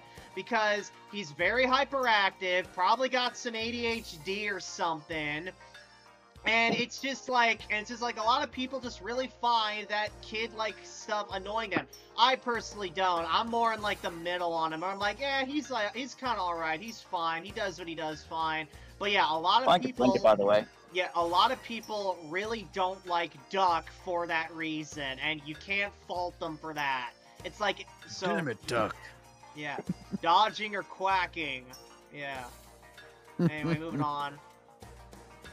Tron, an 80s film, as like pop culture, he doesn't like do anything with that. It's more like, oh hey, Tony Stark and her can bounce off pop culture references, but she only knows Tron and she doesn't know Freaks and Geeks and anything else. It's kind of weird. Why would you open that door up to a character trait and not explore what it means about her personal life, her inner workings? Look, Ironheart does not have a charming personality. She's cold, off-putting. But again, so is the Punisher. So is Rorschach. So is the Question. We gotta get. They're infinitely more interesting. I love how he showed the female He question. chose Renee Montoya Question, yeah. To be fair, she's alright. Anyway. Renee Montoya, the Batman detective? Yeah, she became the Question after Vic Sage got cancer and died. Damn. Saddest way a man could go. Yeah. Anyway, moving on. Because superheroes can be arrogant and interesting. So why isn't Ironheart compelling? She sucks. Well, for one, 15 or it's 16. Iron replace Iron Man, who is nothing if not. I think the doors are open. I saw young Americans killed by the very weapons I created to defend them and protect them. The problem is Riri, despite never showing any thoughts on the global political landscape, will then just dive into rants about S.H.I.E.L.D. at the drop of a hat. It's not that anything she's saying is necessarily wrong. It feels essay-like in comparison to Bendis' ordinarily choppy dialogue, but that these speeches are just our introduction to Riri's political thoughts. And it's written like it's the culmination of all the thoughts she's had up until this point in the story. As a result, it feels abrupt and unsatisfying, like an afterthought given extra time to make an impression, like this was something built up but all the build-up was left out. It doesn't feel sincere, it feels tacked on, especially when compared to Ms. Marvel, a contemporary book that also tackled political themes of discrimination and identity in a way that layered the ideas throughout. It was developed. Whoa, what is that art style? Oh, what's that? Oh my gosh, her classic costume, finally. I was wondering where it went. They took Plank from Ed, Edd and Eddy and put arms on him. Yeah. Don't do my man Plank like that. Not, and I hate it. Is it too late to change my mind? I don't know. Get rid of it. Forced into the dialogue. 1,000 words are used to communicate what should have been said in 10. Systematic abuse. Oh my god. You can't say that, and you can't say 1,000 words are used to communicate what should have been done in 10. Well, a 52-minute video was used to communicate what should have been done in 10 minutes. Not 10 minutes, 10 seconds more like. Need that watch time, though. Come on. Is we later learn in the 7th issue that Riri is supposedly is that CNN? She watches talk. Who's? Oh, CNN. Oh, shit, use the CNN and the Fox News logo. How brave of him. No. It's Cartoon Network and it's Eox News. Eox News. Oh my gosh, this just shows the laziness of modern comics. I feel like we could screenshot this. Black woman working on an Iron Man helmet that she stole the mantle as they barely changed the name of the two things they're clearly trying to parody. At least go the fucking GTA route and come up with like creative parody names, like Weasel News, for example. No, I used to come up with parody names for heroes all the time just because I thought they were funny. Sometimes I still do them now when I'm doing my own original stories and I'm intentionally satirizing certain Marvel and DC characters. Yeah. Nice. Shows on the left and the right simultaneously. She doesn't have any political allegiance, according to S.H.I.E.L.D. examinations. So, which is it? Are you taking a major political stand, or are you not? Also, considering that Ironheart ends up brokering peace talks with S.H.I.E.L.D. and Latveria, you know she conquered an entire nation. She might be a little more politically inclined than she at first seems to appear. And yet, everyone fawns over her like she's something that's very special. Yeah. And it feels artificial. It feels like we're being told from people who are experiencing the superhero world that she's a big deal. And that's the takeaway a lot of people have, that the story has all these characters fawning over her, and it feels artificial. Are the characters fawning over Riri? Yeah, maybe. They're nice to her, or deeply put off by her. That's the two modes they're at. But there's very little middle ground there. And you kind of start reading into why they're fawning over her and complimenting her so much. Mary Jane and Pepper give Riri this big lab in issue 6, right? And a lot of people might read this as everyone being just Riri's best friend. This kind of ties in with a point I made in another Backseat Boys episode on Ant, where it's like, the characters are kind of just forced to because that's what the writer wants them to. You know what I'm saying? Like, even if the characters realistically wouldn't fawn over her, they're kind of forced to because that's what the writer demands. So pretty much. That's basically it. They do the same thing in the movies all the time, where it's always just... Yeah, Ant is basically looking at this way too much from a Watsonian point of view. He really needs to consider the Doyleist reasons, and he isn't. And loving Ironheart. Damn, this song's but MJ good. What is it? Points out something here that really made me reevaluate what everyone was saying with this comic. Mary Jane needs to run Stark Industries right now. Pepper is out there fighting real villains. She's the one who fended off Tomo and her Iron Army long enough for Riri to upload a virus. The fight with Tomo is more Pepper's victory than Riri's. Riri has proven herself as an engineer, so she's given an engineering job. She's basically building Iron Man suits for herself, sure, but as Mary Jane and Pepper point out, that means she can help Stark Industries keep the world safe. On Stark Industries' term, she's basically an intern. A Stark intern. A DEI hire. Yeah. So now we're in business. Having a Stark internship.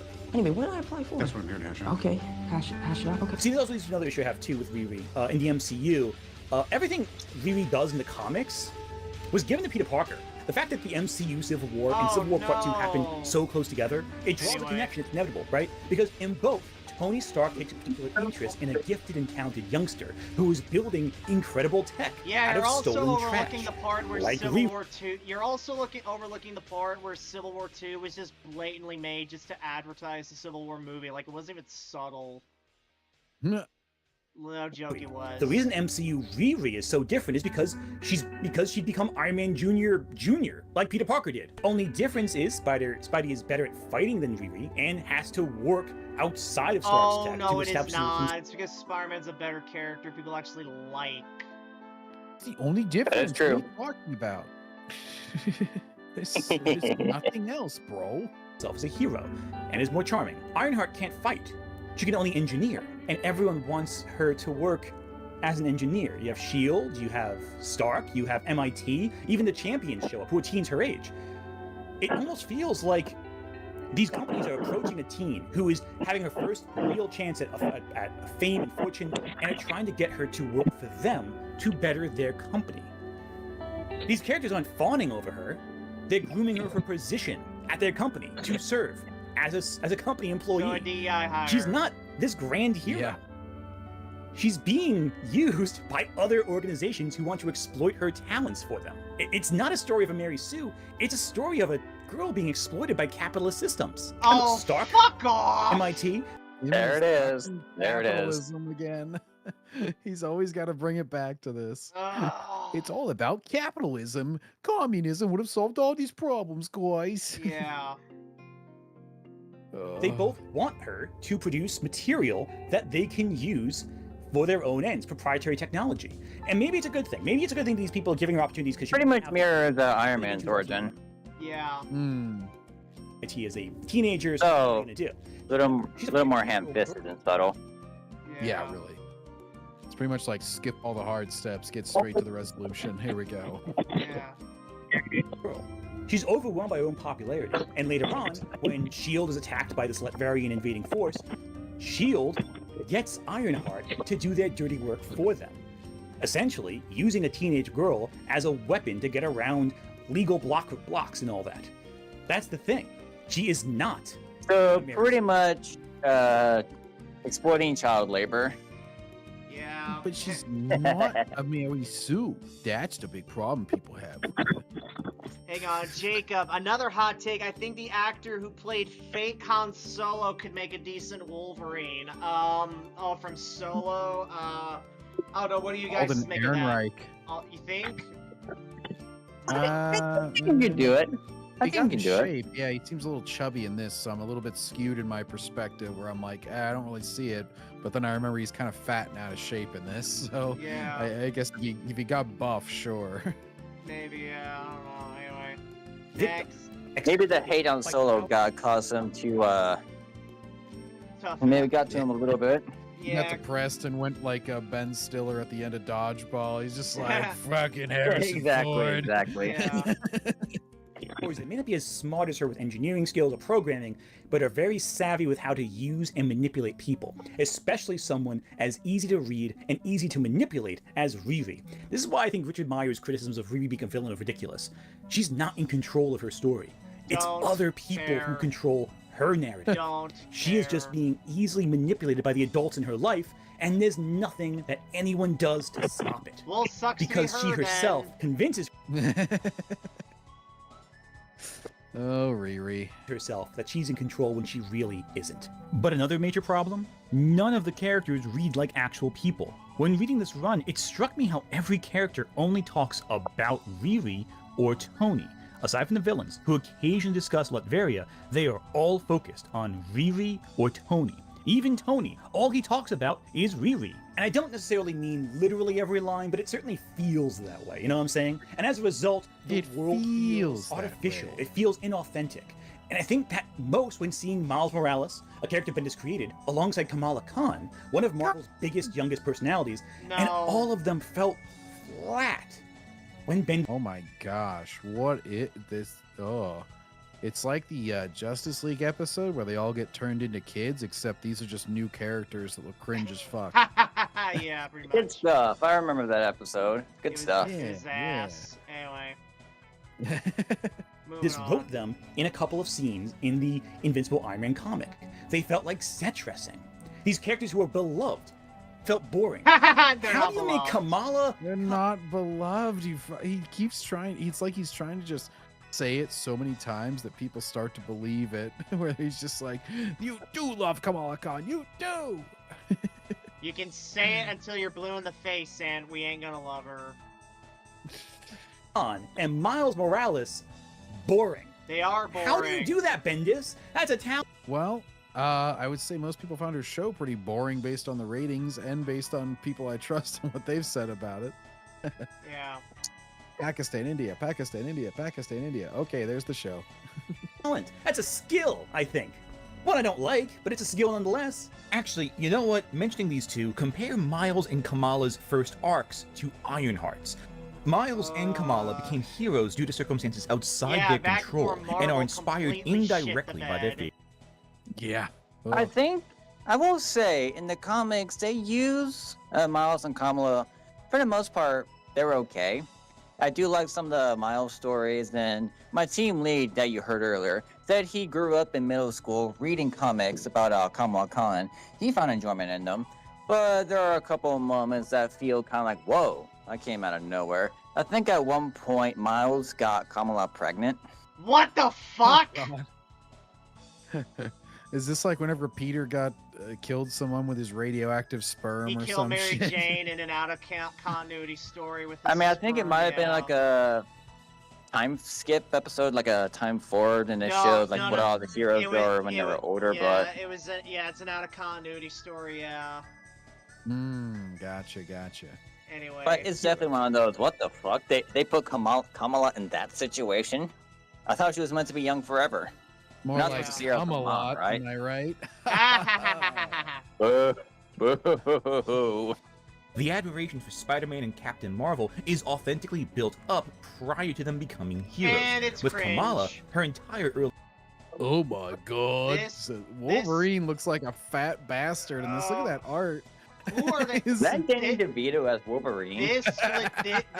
This is what I fucking mean when I say they hire cheap talent. Like, this is legitimately ass. Like hell, even This Kamala looks a little like chunky in that first image there. This looks worse than webcomics, and webcomics are already known for having like ass art. Like the ones that are. It's good because they're realistic looking, so all the fat asses can read it and not feel ostracized now. Fuck the fat asses. I want to look at good fucking art. Well, and the irony to that is that fat people probably also like to see attractive people in their comics. Yeah. I will say, I noticed there's a couple of fat writers too. Like I know Dan Stelio, who wrote like all the She-Hulk comics and some Spider-Man comics. He's a bit of a chunk himself. Yeah, I know. Gail Simone's a bit of a fat ass herself, yeah. Bit of a chunka. Yeah. The arc is about her realizing that she can't define herself by the expectations of other heroes or by society's expectations of heroes. People forget this, but early on, Kamala's body transforms to look like her hero, Carol Danvers. It's a pretty big deal when she realizes she can be a brown Muslim girl from New Jersey and not Carol to be a worthy Hold on. Part 2. All Muslims were brown. Well, I mean, the Syrians, they're kind of pale themselves, so... Yeah. I mean, that's kind of a really weird way to use your words there, Ant. Allah Akbar! Yeah. I knew a Muslim person for a long time, and they were not. You would not know that they were Muslim just looking at them. It was very much, as the liberals say, white passing. Yeah, like Like Sinead Pedro O'Connor. Pascal. Like wasn't Sinead O'Connor a Muslim? Wait, Pedro Pascal's a Muslim? What the hell? No, I'm not. I'm saying that he looks like a white guy to some okay. people. Yeah, you know like- that he's obviously Hispanic, but yeah. Yeah, like Sinead O'Connor. She was a Muslim, wasn't she? I think she converted to Islam. Yeah, that's what I thought. Yeah. Anyway. Kamala and Carol fall out harder, as Carol's flawed reality conflicts with Kamala's hero worship of her. The Champions is a team built from the younger generation's profound disappointment with the prior ones. But of course, there's a few scenes that everyone talks about with Ironheart, and one of them happens in issue 8 of the Invincible Iron Man run. This is the one with the flashback with the teacher. Something And all yeah, intense. This scene is thanks in this no scene's small part to Richard C. ass. Myers' various obsessive videos on Riri Williams, complaining about it when it happened, is what most people associate with the character of Ironheart. She's basically a sociopath who just randomly decided to be a superhero because, like, her first grade teacher told her she couldn't be Tony Stark after she asked her specifically to say that. Oh, I remember that origin. Asked to be oppressed. And finally, after like 2 pages of staring like a psycho, her teacher relented. Being here talking to a teacher who is trying to raise her spirits and demanding the teacher tell her that she can't do something because she needs someone telling her she can't do something in order to do it right.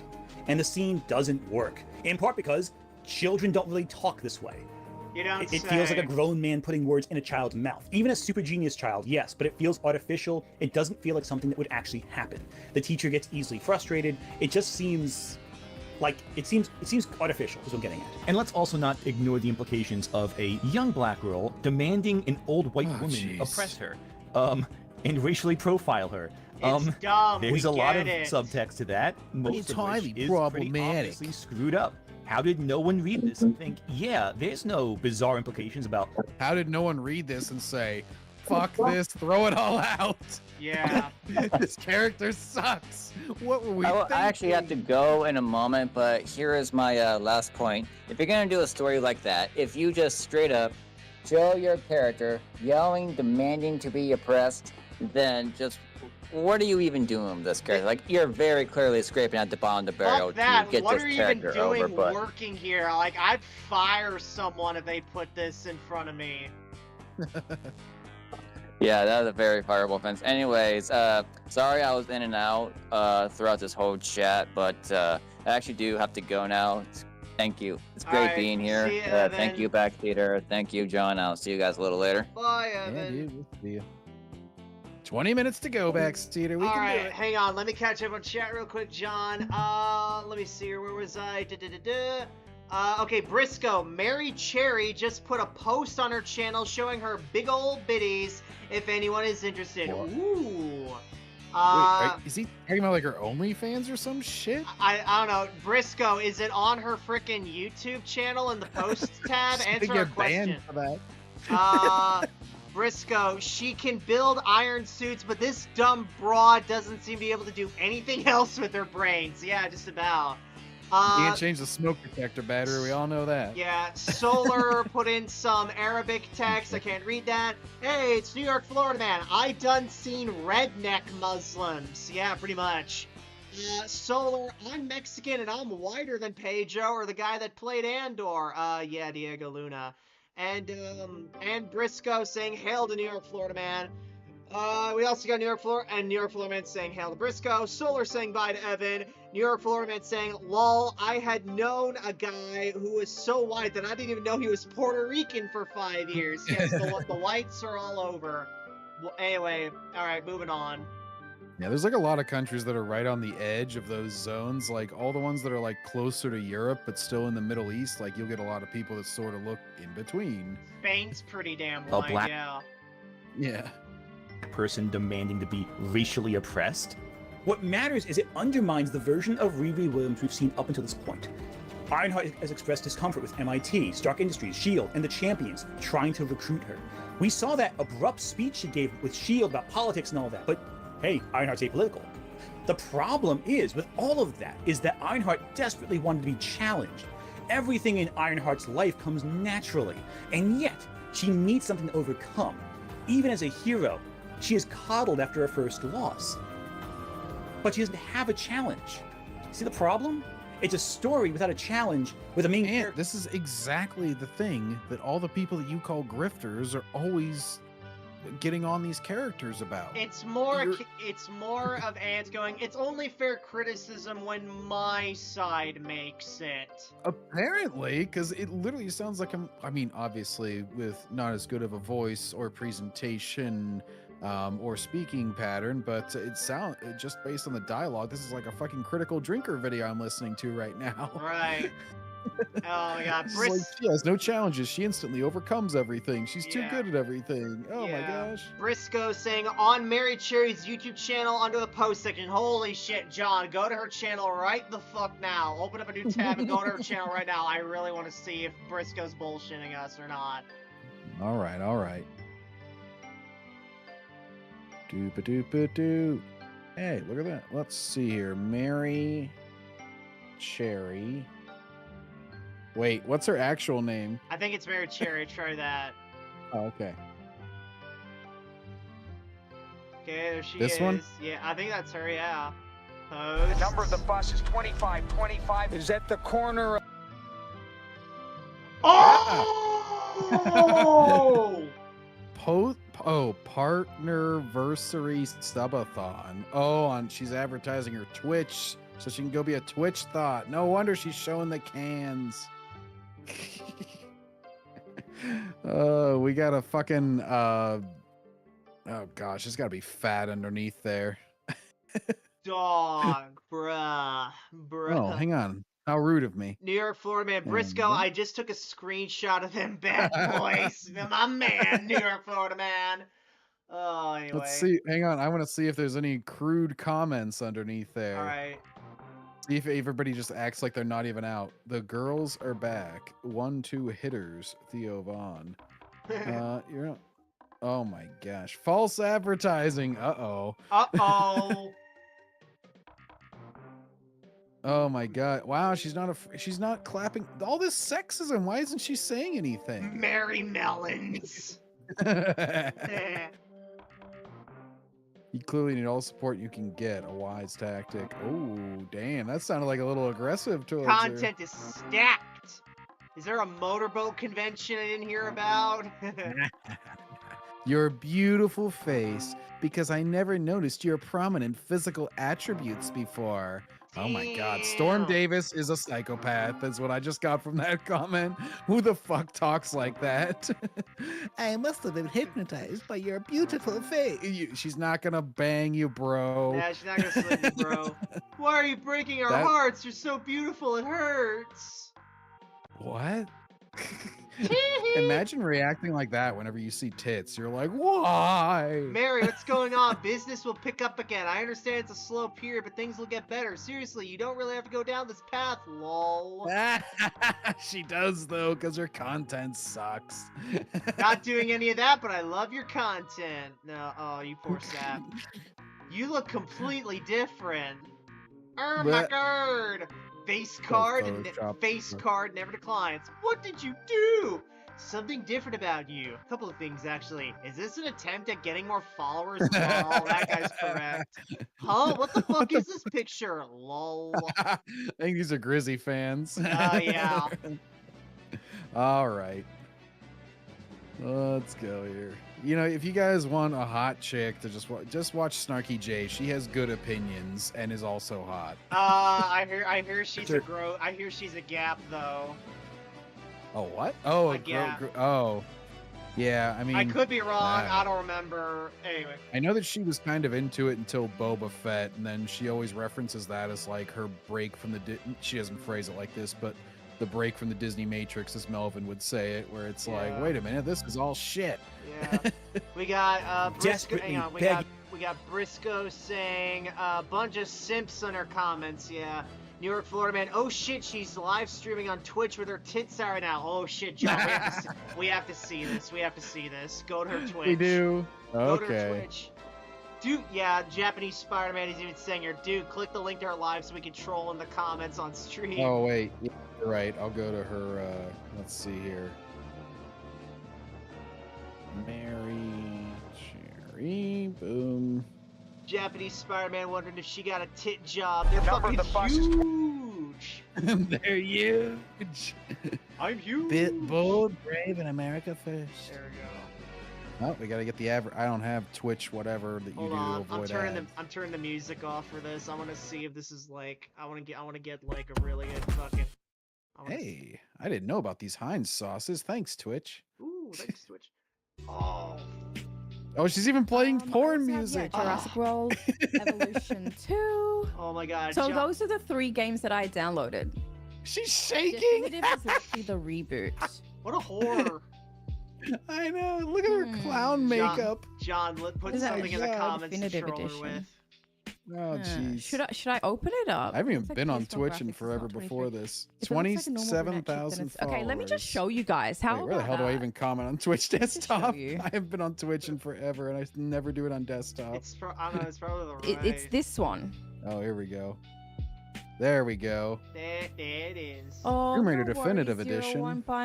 Get off PlayStation. We don't claim you. That's the reboot. So is it not the good one? Oh, wait, guys. Do not flirt with me or romantically pursue. She needs to talk to her Simps in the YouTube comments. So I could play that until I wait for... No discrimination of any kind. No spoilers. For my party Do not send me movie show reaction requests. What the fuck?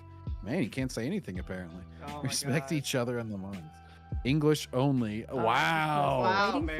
Way to discriminate against foreign viewers. And then we can Don't stop at me unnecessarily. Okay, I'm going do not command me to do things. Make a poll, someone? I think we've only got Bonch. Okay, I got it. Bonch, are you able to make a poll? Tomb Raider or Jurassic? I command you. While we wait for play. Oh, what do I? Leisure Suit Larry. Crime Spree in Oblivion. We haven't done that in so long. A poll would be awesome, but it will hide the sub goals, but only momentarily. Yep. Volleyball or Stellar Blade. So Gyrek, I'm looking for a game that I won't have to put on the gaming channel because I'm wearing a breastplate. So I don't exactly want to put this up on a VOD. You know what I mean? Like, what? so it's not it's so unserious. I would not do Tomb Raider. Oh, Tomb Raider would be good to put on your gaming channel. Yeah, but I don't. Right. Yeah, I don't. Classic Tomb Raider. I recommend waiting. Right. Okay. All right, she's boring as fuck. Basically, oh man, we've got look, this. This is a free game. That's a mobile game. Oblivion. I bet she runs around and picks flowers in Oblivion. Anyway, are we good going back now? Yeah, I think we wasted our time. She ain't Harvey, reading wait, us. they weren't real? That's funny. Oh my god, that was fucking hilarious. Anyway. Oh, we know she's desperate for followers, I guess. Well, you better believe she is. I know that my comment on my content sucks, but what if I just show my tits and then tell you not to comment on them? Let me catch up on the chat again. Let me see here. The Japanese Spider-Man himself. We're not worthy of your presence. Indeed, Solar. Japanese Spider-Man says, "Wow, they really got much bigger." Jorge Lucas, a Twitch streamer. Hey. Solar says Leopardon is bigger. I don't know what that is. Briscoe says she's shaking them. Jorge says, I'll give her a tip. Get a job. And Solar says, and not a tit job. Briscoe says, my tits are out. Don't say anything. What? New York Foreman says, I can't troll because I'm not subbed to Twitch. Jorge says, flirting must be only for the private DMs. Jacob says, I'm back. Briscoe laughs at John. Jacob says, good old Mary. Jorge says, no talking, just open top. And Jacob says, Mary will soon have an OnlyFans account. Yeah, all right. We're You know what, Mary? Just go full lazy. We know nobody's watching you to see you play fucking games. I'm sure you don't have any interesting opinions or commentary or anything funny to say. Skills, just do the fucking sleeping stream. That's what all the chicks do that don't have any valuable things to contribute.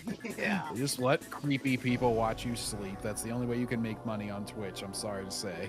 Yeah. Being to be challenged, and the fact it's played off in this weird scene and not tied in with the actual scenes where she isn't challenged as an adult makes everything feel like it's in conflict with each other. She wants to be challenged in the past, but when she's effortlessly beating villains in the present who are best suited for her skill set, she doesn't have any thoughts on it.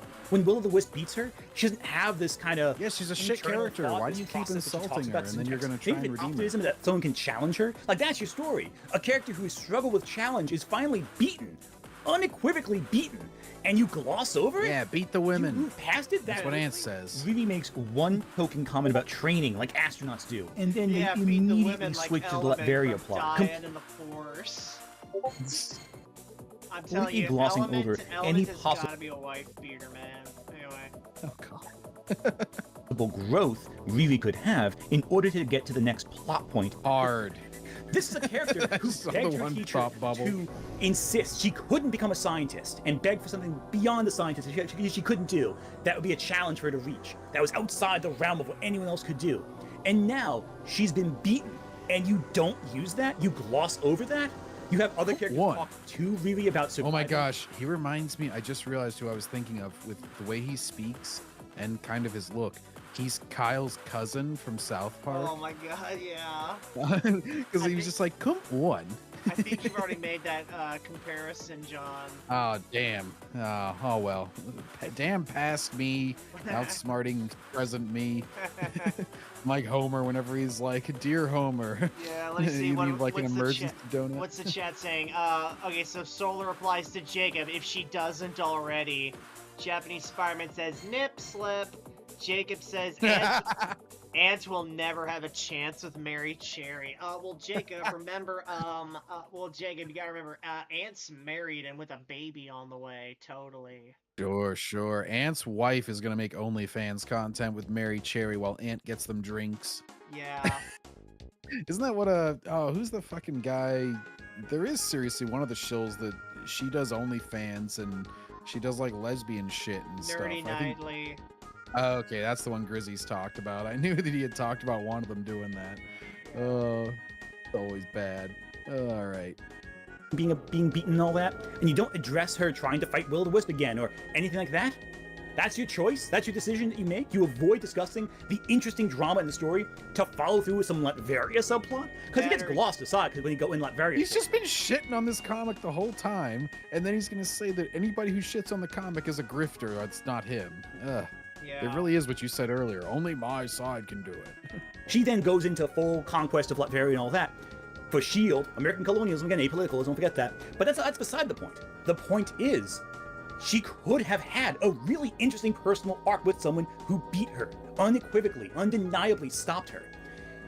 And she doesn't. They just gloss over it. That's not important to the character. And that's the big issue. There are these elements established throughout the narrative, and none of them connect in a way that's interesting to Riri's internal story. Also, I realize I didn't mention this earlier in the script. At some point, Ironheart just fights Lady Doc Ock. Yeah, it's disappointing, and she gets beaten by Riri tapping her with like an electromagnetic pulse from her fingertip. It's dumb. But let's talk about her conquering Latveria, because this is the second thing everyone talks about. Two stupid characters had a stupid fight. How surprising. Let me see here. What do we Declares got himself- here? Yeah, John, you're right. He does sound like Kyle's cousin. Solar says another shill with an OnlyFans is the Star Wars Oit Lasgal. Oh yeah, Louise Julie. We've known about that. Louise Julie. Solar. Yeah, Solar. We've known about that. Briscoe. Most of the React broads do OnlyFans. Louise Jacob said. Yeah, Jacob says Louise Julie, aka Pedro Pascal Stalker. Yeah.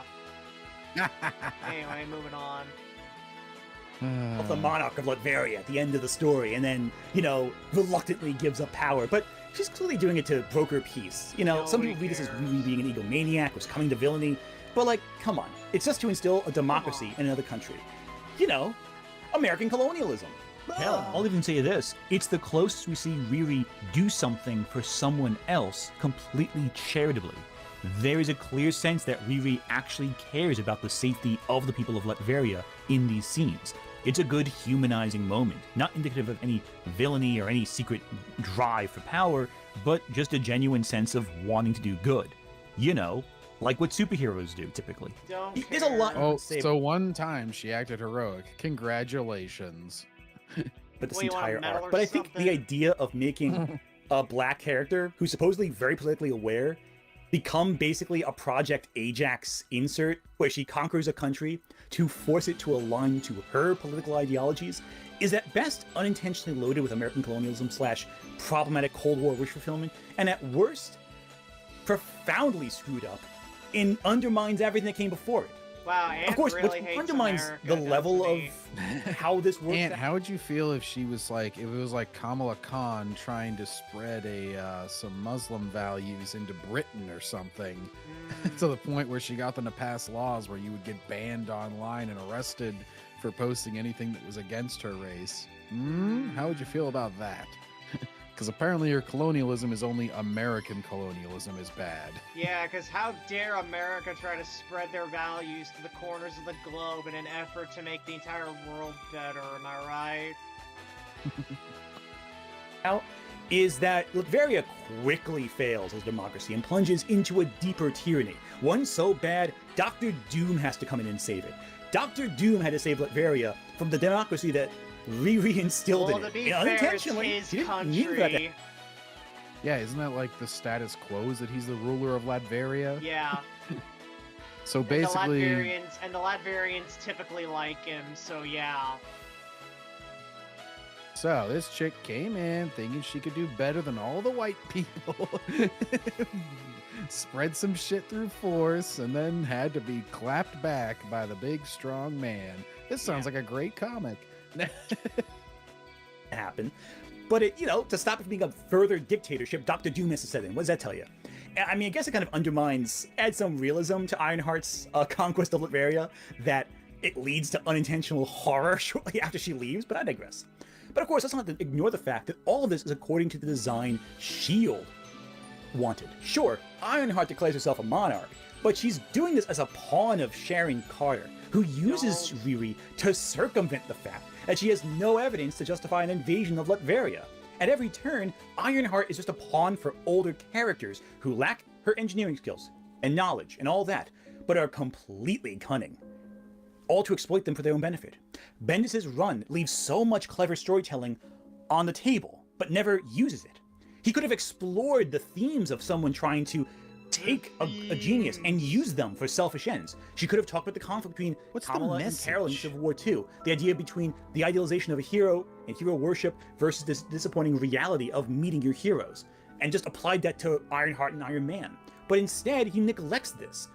Iron Man is a saint, a martyr. Riri is just a role model, an example to stand in the way. She's given no internal plot, she's given no internal conflict, she isn't even tied in all that much with the external conflict, and the adults around her use her to resolve conflicts that were lingering at the end of the previous Iron Man run Bendis was working on. It's a tragedy, and yet we don't see any of the tragic elements play out. And at the end of it, none of this conflict is personally driven to what defined Ironheart from the start. The need to be challenged, the feeling of helplessness, of seeing things she can't control happen, like the drive-by shooting that kills her stepdad. Wouldn't this entire fucking comic count as a challenge to her? Because, like, this seems like the kind of shit that, like, a girl in her position would normally get fucking, sacked with, basically. Like, if anything, this is a challenge. Like, it'd be a challenge for fucking Tony Stark, I'm pretty fucking sure, even at this point in his life. Oh my god.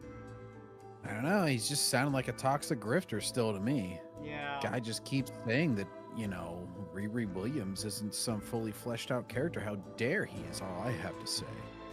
How dare you? How dare you, said Greta Thunberg. And best friend.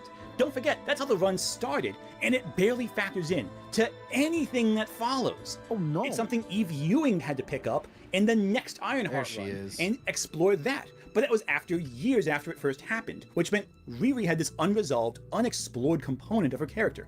And the Champions discussed it too, I'll get that in a second. But no one really wants to explore it anyway, so even if you finally got around to it, it's like you fucking burnt, it's like you already screwed the pooch. You ain't get... Character sounds pretty fucking pointless. Yeah.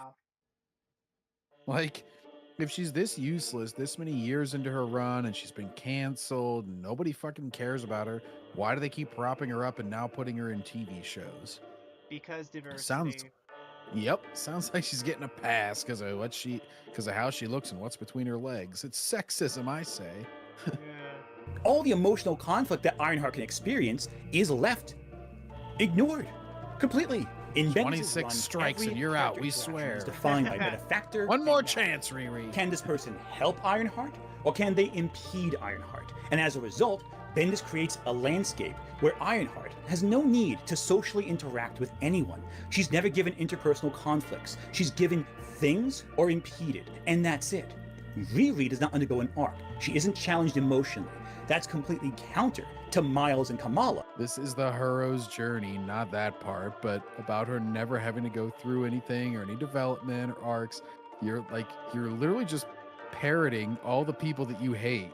I can't get over the irony of this video. It just sounds like Nerdrotic and Critical Drinker and Mahler and all of them. Yeah. Whose arcs are defined by their emotional and social struggles, way more than their external ones. The fact that Kamala... Yeah, look, I didn't read the Miles Morales comic, but I've watched a couple of his movies and played a game with him, and he don't got any of that shit. He's pretty much constantly saving Peter Parker in the games, and then he's just constantly like, oh my gosh, he's so great, but he suffers from, you know, some prejudice or some idiot who doesn't see who he is, or he's always doing everything morally perfect from the very start and taking every correct action every time. So I don't see any of that conflict with Miles in any of the media that I've experienced him in. And Kamala kind of just don't give a shit about it. She was in that Avengers game. I played that, but I don't remember anything about her in it. Marvel Comics 2025, ladies and gentlemen. Yeah. Enemy is indicative of how she was never really given a good external threat, but she was given so many internal threats, readers kept reading. And all of this, thankfully, is completely undone by the champions and all 6 readers kept reading. Yes, and the shields. Gosh, he's like trying to construct this alternate reality where he's like, these characters are so beloved. These characters are so beloved. Trust me, I'm just gonna keep saying this as if it's an accepted fact. And also, everybody kept reading her comics. I swear they sold. and the Eve Ewing Ironheart run. Riri joins the champions after the events of Secret Empire, where Steve Rogers, Captain America, it didn't take long for him to come back after he gauged up, was replaced by a Hydra doppelganger. So after that, I remember that. Time to join a group of heroes her own age, while she also takes up MIT's offer to give her a lab to perfect her engineering projects. Did she fuck it up like in the show? Is we saw the potential of Ironheart realized, but it was too little, too late. Oh, no. What the champions showed is Riri is best when... Oh my god, more cringe. What is this Hulk? What the fuck? Looks like he's making that noise, like, Dude, I'll say it again. Like, this is what you get when you hire cheap-ass talent. What do we got here in the chat? Solar says, I'm glad to be sticking to the comics from the 40s and 70s then. Solar, as long as you're reading any... Okay, Solar, anything before the 1999 and back, you're good to go. When you get to the 2000s, you can kind of pick and choose what you want to read and like. But when you get to the 2010s, drop everything. Unless someone you trust says it's good. There you go. Yeah, Solar also in said, conflict with... Solar says Marvel-wise at least. Okay, yeah, anyway, moving on. Yeah. Peers, not mentors or people who can influence her, but people her own age. Now, the Champions run did two things really right. The first thing, Ironheart is no longer the center focus of the story. She wasn't the most important character. Less in the room. Ironheart. Not everyone Good wanted her to idea. solve their problems right away. Good No, idea. she was just a character in a larger cast. Hell, she wasn't even the focus in most She's stories. great not because with we Miles see less of Morales or her. Kamala Khan. Excellent, Aunt. Yes. Now, Riri almost joined there. the Champions 16 issues into their run, though again she worked with them during Secret Empire a couple issues prior. Now the second thing is Ironheart had problems outside of the external. She had interpersonal and internal conflict when working with the Champions. There's a scene in Champions issue 24 where Miles learns there's a shooting at his own school, and Riri, who remember lost her best friend and stepdad to a drive-by shooter, has this grim response where it seems like she's come to just accept. So what are we gonna do? I've lived through this too many times, as in twice. People get shot, everyone gets sad and angry, and then what? And then they just get over it till next time. Okay, that's kind of how most everything goes. Kinda, yeah. Violence as inevitable. They're out of control components. Riri admits this. If people don't want to change Amadeus, there's nothing we can do. Why do you think I made this damn suit? Lack of control helps motivate her to be Ironheart, to get some control over the uncontrollable. But this doesn't sit well with Miles, who, remember, his school just got shot up, so he's obviously a little emotionally compromised in the whole situation. Riri is still antisocial, but in the Champions books, her antisocial behavior is a source of conflict. It's not glossed over. And, most importantly, she can grow from the events that happen as she's forced to confront how her behavior affects... What in the fuck? Is that Miles Morales? Probably. John. He's got a knife now? Yeah, John, you want to know what I think of every time I think of school shootings? John, what? You ever heard the song About to Make These Rifles Burst? No, I have not. Oh my gosh, John, pause the video right now and look up that song. I think we'll be fine. I don't think it's copyrighted. So. Oh, okay, on here. Okay, Yeah, on I here. thought you. Yeah. Okay. Okay, so. About to make the rifles burst. About to make these rifles burst. Yeah. These rifles burst. Yeah, hang on. Let me pause my music real here. Okay, there you go. Okay, you can play it now. This one? Yeah, that's the one. Yeah, that's the guy. This the hardest beat. This the hardest beat anybody's ever heard. It's made out of gunshots. Gunshots are the beat. What's over here harder than that?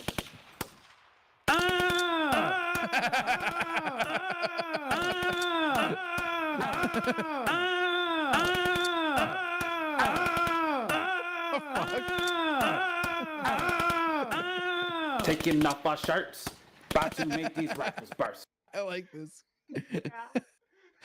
Taking off our shirts, about to make these rifles burst. Taking off our shirts, about to make these rifles burst. Taking off our shirts, about to make these rifles burst. Burst. I just noticed the dead person down here. Burst. Burst. Swag. Burst. Swag. Burst. Swag. Burst. Burst.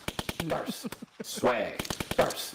Burst. Burst. Swag. Oh my money, John, money. that's Pockets all too in one heavy. show. Oh, that was funny ass shit right there. Hold on, John. I gotta keep going. Yeah, hang on, John. Oh, Let me get the God. chat up. My phone died, and I have to get the chat up on my computer now. That was some funny ass shit, wasn't it? Oh my God. Bars. Bars. Yeah. Okay, okay, I need some time to load up properly. Alright, John, continue with the video. Okay. Others. Most memorable of the Champions arc is the interaction between arc. It wasn't an Riri arc, it was a and book. Viv. Viv is the daughter of Vision, Oh, a here we go. synthezoid with a lot of learning to do about what it means to be human. And over the course of her adventures with the Champions, What does it mean? with Ironheart as a part of the Champions, Viv Oh, I know what he's realizes talking about. she's got a crush on Riri, apparently. Yay. And so Oh, boy. it's here that Riri's put in a position where it's completely outside of her scope of understanding. See, she gets computers, she gets engineering, but human attraction? Viv kissing Riri short circuits her brain. Wait a minute. So, Japanese Spider-Man says, okay, so Mary is wearing fake tits as an experiment, in quotes. Her beacon link on her Instagram has a whole video of her playing with them. Wait, so the whole things are just, they're like little temporary bolt-ons. Oh my god.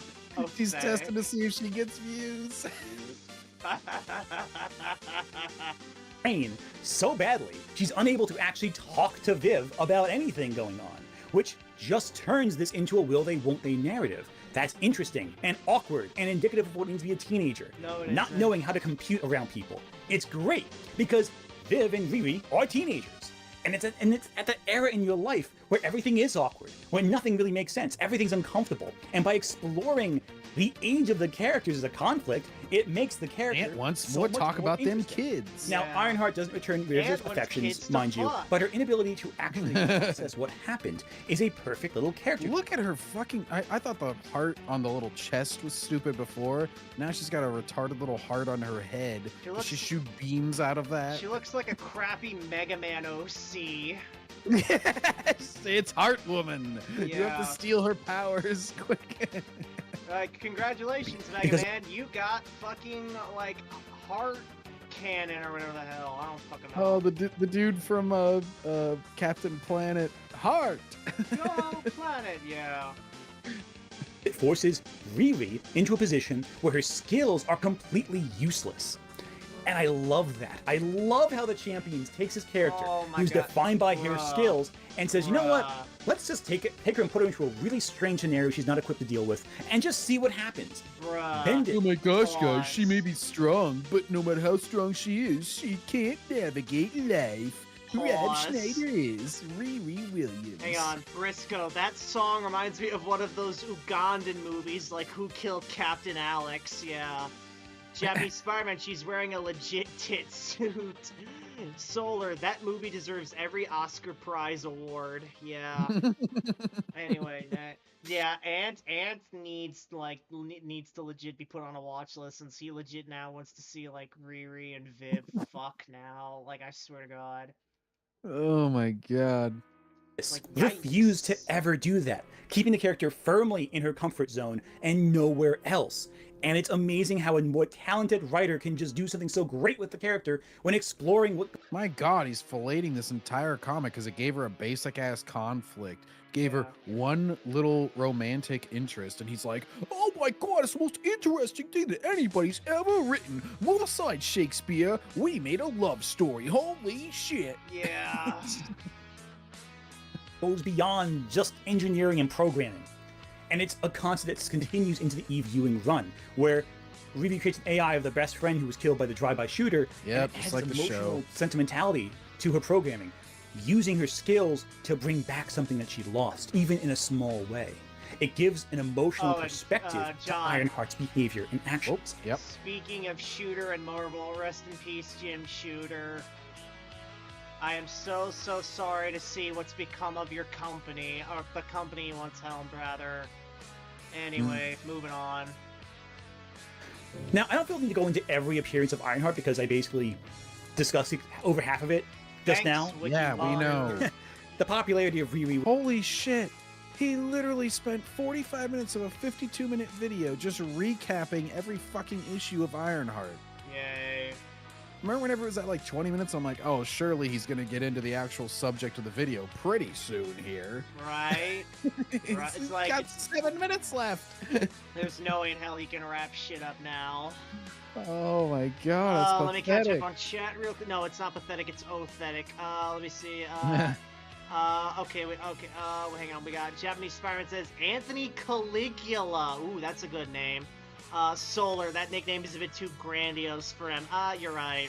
Anyway. Next. Was deeply affected by Bendis' introduction, and as a result, people just didn't really know to use with her too often. They put her in team books, and she had her own run with Eve Ewing, but it became harder and harder to make her a central character. Oh my god. So basically, she was a complete shit character to start, and then they had one thing that I thought was interesting out of her entire appearances and everything, and now it's all shit again, and yet he's somehow going to try and defend this character. Because like Bendis really screwed up. It's like if Ant himself is like failing to say like, oh, I like this about this character, it's like, you know, this character is complete ass. Like, Ant literally cannot defend her. He can only point to, like, one thing he likes. Oh, my God. How's he gonna... Let's see how he sex-splains his way out of this, though. Here we go. First run. Bendis did such a terrible job setting up Ironheart as a character that no one knew what to do with her outside of reinventing the whole character, which, you know, is a risk. Starting a solo book about a character is already unpopular. Yeah, There's always it's that. not. It's also not really any sort of original character. They're just trying to ape Iron Man. Yeah. Like, they changed her origin to be shit because they can't completely plagiarize, but they took the mantle, they put iron in the name, and they obviously like put Tony Stark in a coma to make room for her. So yeah, she isn't original. No.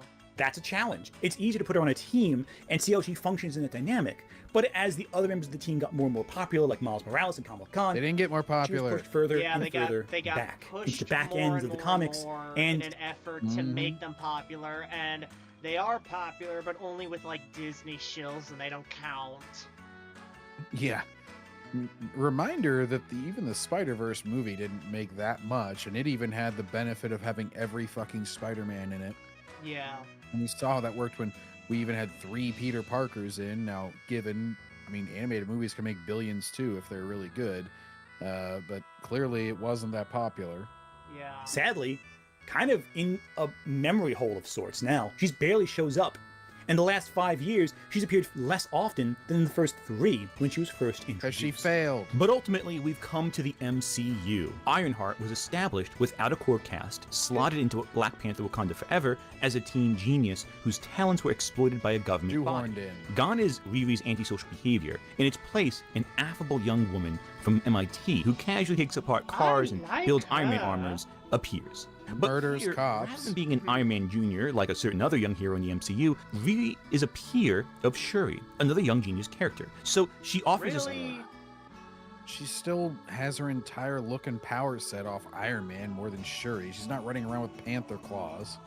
Interesting dynamic with another character who speaks. Oh my her god, I language. forgot how retarded that looked. Ironically, in the form of flipping Oh my gosh, this ever, is horrible. there are no I had moments where forgotten Riri just about stops that. and turns the camera to espouse her political ideology. Rather, said anti-colonialist, anti-capitalist themes are exposed organically through the story by showing the CIA and other Oh my countries god. stealing her. No, they're not. They run around calling all the white people colonizers. It's not very subtle. No. tech and the tech from other MIT students. Oh, this is the most retarded scene too. All these dudes shooting automatic weapons, and the Wakandans spin their retarded little spears and somehow stay alive. Like, they should all be mowed down instantly by the assault rifles. Well, John, haven't you played a video game before? If it works in video games, it surely would work in live-action movies too, don't you know? Oh my god. You know, if you're facing people with firearms and you don't have firearms, then yes, I have played video games. It was called the Batman Arkham series, where you have to swing around gargoyles and stay out of their sight and take them out stealthily. But the Wakandans are too fucking retarded to think that far ahead, so they're just like, we will make your move. Let us stab you with our spears. Yeah, let me catch up on chat here. Japanese Spider-Man, rest in peace, the guy who played Doctor Doom alongside Jessica Alba's TNA. Japanese Spider-Man. We actually gave his eulogy last time. Briscoe. So Mary Cherry's a fake movie reactor and fake gamer with fake tits. Yeah, she's fake all over. Japanese says lol solar. Briscoe says rest in peace Michael Madsen. Oh yeah, Mr. Blonde from Reservoir Dogs. Japanese Spider-Man. Michael Madsen was in that Batman fan film made by Bat Under the Sun. Japanese Spider-Man, he was actually pretty damn good for a fan film. He played Gordon. I am serious and don't call me I am serious and don't call me Shuri. Japanese Briscoe says I'll have to rewatch that. Yeah, Japanese Spider-Man. What's the name of that film? If you don't mind telling us. Anyway, moving on. Yeah, rest in peace, Michael Madsen. I also know he was, speaking of Walking Dead, I brought that up earlier, he was also Carver in Season 2 of that game. Yeah, Michael Madsen, he was great, but he would take a paycheck for just about anything. He was in a lot of trash movies. I think he was also in GTA, like one of the PS2 ones, but I don't remember which GTA. I mean, he has a very distinctive voice, so now I'm trying to kind of rifle through him. Oh, I think it might have been 3. I feel like there's one of the Italian gangsters has sort of his voice. Yeah, it was either 3 or Vice City. I know that. I definitely know he wasn't in San Andreas. Let me look that up real quick. Hold on. He didn't play one of the black gangsters. That would have been funny as all hell. I'd like a triple, a double, another double. Yeah. You know the guy. You know, John. Speaking of the cast in GTA San Andreas, John. You know Sweet in that game, right? He was Tony. Is he the fat one? Yeah. Oh, he was. Michael Madsen was Tony Cipriani in 3. That's who he was. Okay. Okay. Anyway, so as I was saying, the guy who plays Sweet in that game is the same guy who played the department store manager from Elf. Yeah, I'm serious. Oh shit! Yeah. Santa's coming. Yeah. Folks, Santa Claus is coming to town. Santa! Oh my god! Yeah. I was like, and it's funny because he looks more like Big Smoke than he does Sweet. Anyway. In order to fuel their hunt for vibranium in the oceans. Oh, and on the show What If, she fights Mysterio, which I think is an interesting component. How Riri is still tangled up in Spider-Man's story in the MCU, but also fighting people who have a grudge against Tony Stark in the MCU, which I guess ties it all up together. I would argue that because all they can do is ape her off of more popular characters. Yeah, it's just like, how can we shove her into this story? Oh, it's so interesting. Anyway. In the generally underwhelming season 3 of What If, her episode is probably the most compelling as a narrative. No. In terms of her solo series Ironheart, which is not out as of this recording. I think it looks good. It could be good. It could be bad. Hey, it can go either way. I like the. Wow, what interesting analysis. It could be good. It could be bad. It could go either way. Incredibly brave stance there by Ant. This is why you get paid the big bucks for such insights. Yeah, this is why Ant gets all the fucking views. Though of Riri's drive to succeed at all cost, being used as a vice by a villain like the Hood. Stealing in the comics is always justified as a means to get more tech or complete her work, and no one ever questions the ethos of it, but it looks like the show will. And also, mixing in technology with magic, I always dig that. I think it's really cool. I think that any story that crosses magic and tech and sci-fi is interesting and a neat idea. So you're easy to please. Like, I'll just put in any old story and throw some magic and tech, and you'll just be like, whoa, I'm just, whoa. Oh my god, yeah. Yeah. Also, apparently Eric Andre's in this. I don't know what that implies, but I'm... Nothing. Actors are in things, you fucking idiot. I hate people that do that. They're like, if such and such actor is in it, I'm instantly interested. It's like, that's not what makes a show interesting or good. Look more at the writer and director. Yeah. Get the job at Fruit Loops. My body is now your communion. Please eat from me. What? Yet the way people talk about this show online, it's like some I skit feel show. like we're watching trailers for different shows. In less than 3 minutes, the air in this elevator will no longer be breathable. Must have been taco night, I guess. It's okay though, Riri's got a highly technical solution. Screw this. Fuck.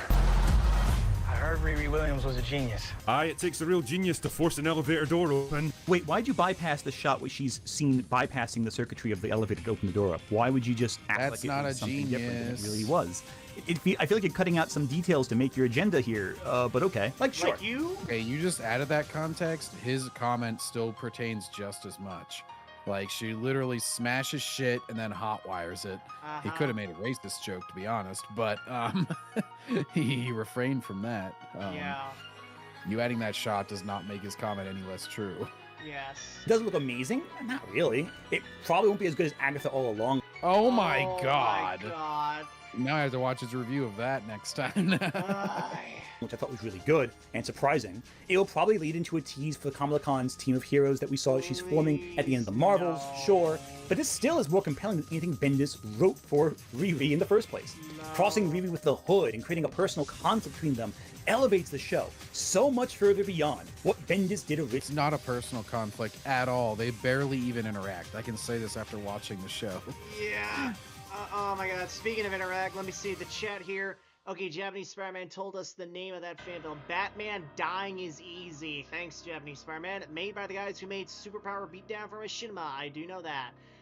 Japanese Spider-Man. The Spider-Man versus Darth Symbiote Mall episode of... What? The Spider-Man versus Darth Symbiote Mall episode of Superpower Beatdown is canon because Stan Lee made a cameo. What the hell? Dog. Okay. All right. Thanks, Japanese Spider-Man. Anyway. Hey there, true believers. Originally, which was one of the worst ways to introduce a character possibly. Period. Bar none. At all. And yet, hearing people talk about this trailer, again, I am not surprised. Because it's the landscape of media criticism now. Watch a trailer, act like you know the whole movie. Yeah, sure. That's the name of the game. The MC version of Riri, though... trailers supposed to sell you on movies, dumbass. If a trailer's ass, if a trailer is ass, it is a very, very high chance that the movie itself will be ass. Yeah, it's much easier to pick 2 or 3 minutes out of something that's shit and make it look good than that's like not really indicative that it'll be good. So you can have great trailers for horrible things, but it's far more indicative if you can't even find 2 or 3 minutes of good shit in your entire show to even make a good trailer. Like, honestly, the trailers should be better than the show. Just based on the economy of like minutes and everything. You can put all the badass stuff in from like a whatever Ironheart was, like a 5-hour show basically. Right. And also, like, I wonder if Ant keeps this same attitude whenever people are super excited based off of a trailer. Do you go, "Hey, you don't know the whole movie yet. Just calm down. You need to stop being so excited." Like, do you have that same attitude, or is it like, "Oh, it's okay to hype things up, but not to criticize them based on the trailer"? Also, That's damn, always I the love double this standard. song. Damn, I love this song. It's, for those wondering, it's Stage 1, Space Colony Ruins, from Journey to Silius. Anyway. But of course. Doesn't have any of the problems that comic version of Ironheart had. And Black Panther 2, controversial opinion, I thought it was pretty good. Considering the circumstances behind its making. Considering we're giving it a handicap. We're giving it a little bump up there because tragic thing happened. Rest in spaghetti, Chadwick. I wonder if he's the same way with Last Jedi, like any of the criticisms. He's just like, well, Carrie Fisher died before they made that, so it obviously, everything's great. Probably. Even the few clips that he's shown have been fucking cringe as all hell. The Wakandans are the biggest dumbasses ever. Let's go face the water people on the water. And they're literally, yeah, and lest we forget, they're withholding the cure to cancer from us. Yeah, really. Really. Now, did Ironheart feel tangential to the plot compared to Namor? Yeah, sure, but I thought she was a decent character who didn't steal the spotlight from the rest of the cast. Here, Ironheart's not replacing Tony Stark. She's her own hero. There's so many people in Iron Man suits in the MCU. Like, what's the 6th, 7th one if you count Spider-Man? There's so many that show up. So it's not like Ironheart's particularly unique in that sense. She's one of a many. Yet, I don't want to say also people who just criticize Riri are racist, because there are actual flaws at place here. Many I've pointed out. Look, whatever happens with the show, it's going to be better than source material, because Bendis' run on Ironheart, it wasn't. on the Invincible Iron Man introduced Ironheart as a character, is terrible. Multiple comic book writers tried to fix this character. And So John, you've watched the entire show, right? Or at least Yep. Okay, so based on Ant's description of the comic, would you say that the show is better or worse than the comic? I would say it's about the same. Like, it has a lot of the same criticisms, I would say, as the comic, based on what he was saying. I haven't read the comic, but based on what he was saying, and he recapped about half of it, he said, basically, she has no character arc. She's basically in the same spot as far as, like, what would be the word? Not self-aggrandizing, but just like cockiness and just like self-loathing. Nothing is her fault or anything. She's in the same spot at the beginning of the series as she is at the end. And then she literally makes a deal with the devil because she feels entitled to a bunch of shit that she's not. And by the way, the show starts out with her just completely fucking up an entire grant that she got through Tony Stark to MIT because she keeps blowing up their lab. So she's a dumbass with no central conflict. It's all over the place as far as motivations go. Like, they mention that drive-by. She makes the AI of her friend or whatever. They have like 2 emotional talks about it that are completely disconnected from the rest of the plot. Like, I would say it's just as disjointed and unmotivated as what the comics sounded like. Except she's probably a more horrible person in the show because she constantly fucks over perfectly innocent people in order to achieve her own ends. Not heroic at all. So, yeah, that's not good. That's not good. Anyway. Yeah. Moving on. succeeded, but it wasn't enough for the mainstream audiences because they had stopped looking for her. Well, because if they saw it, they were already don't interested in read comics already. Anymore, asshole. Yeah, Because and your you can't- ilk drove them all away. And they always do this with like, oh, season 1 of such and such show was bad, and then it ended up great later. It's like, yeah, it wasn't intentionally so. And if it had just stayed that way, then we wouldn't have just been like, oh, well, I guess I like it now. It got criticism and it changed. I would be very happy if Marvel took criticism and everybody called Riri shit in Black Panther 2, and then, she was made better by the next time. That would be fine, but they don't do that. They just dismiss it as racism or whatever, and then they have people like you saying how great it is, and so they never feel the need to improve. So, moral of the story, you only get one chance to make a first impression. Much. Anyway. No need to get the audience more. They couldn't draw in a new audience, and even then, she only had a fraction of the audience reading. And it stinks. It's proof that a terrible setup can ruin a character, and that it may poison the well for further chances to improve the character. Because even then, no matter what the Champions and E-Viewing were doing, you were still building on a flawed foundation established by Bendis. When it comes to character introduction, Bendis is the whole reason she didn't one succeed. chance to introduce a character. You only get one shot. Do not miss your chance to blow. Opportunity comes once in a lifetime. Yeah, pretty much. Well, I love that pause face. He's like, oh, that is that. Hang on, John. Let me get that. Let me snip that. That's the fucking thumbnail right there, baby. That's when he saw his wife getting rammed from behind. John, move your cursor. Move your cursor. Oh. Alright, let me get that shit right there. And perfect. Alright, let's keep going. And if you fail, if you flub, then it does not matter what you do from there on. You're building on a foundation that's cracked, and you better have a good way of fixing it. To really reinvent the character in a way that's compelling and different, because otherwise all you get is disappointment. Good morning, America. Oh God, he's gonna play Robert Downey Jr.'s hostage video where he had to endorse her for probably $50 million. Yeah. New studio looks great. Miss Thorne, I couldn't be happier than to be seeing you. Where he's clearly reading off of a script, by the way. Watch his eyes as he's just like, what the fuck am I saying? Oh, all right. They woke me up to record this shit. Riri Williams to life. Anyway, Riri Williams to life. He's like, he's so clearly reading. I won't step on your interview. Long story short, Iron Man loves Ironheart.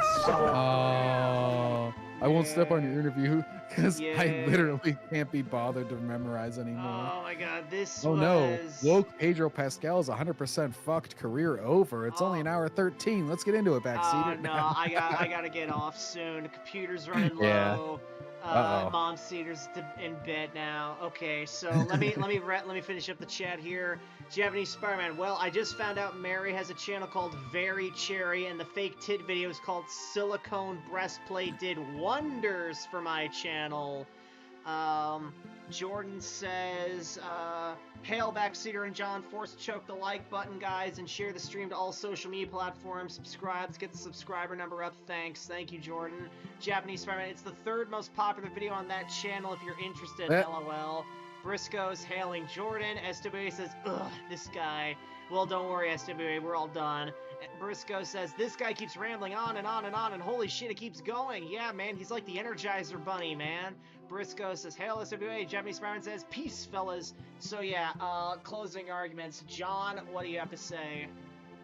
Well, that was a 50-minute recap of Ironheart comics that he could just read wiki pages off of for all we know, followed by a 2-minute criticism of one part of Critical Drinker's trailer analysis. So, all in all, it was Ant being a wiki warrior again. Yeah, my closing argument, Ant being a wiki warrior, Ant running defense for a character he doesn't even really seem to like all that much, and overall he's just being more of a Disney shill, but oh, he criticizes Disney, and his criticism is the only criticism that really matters. So yeah, another fucking aesthetic-ass display of Ant here.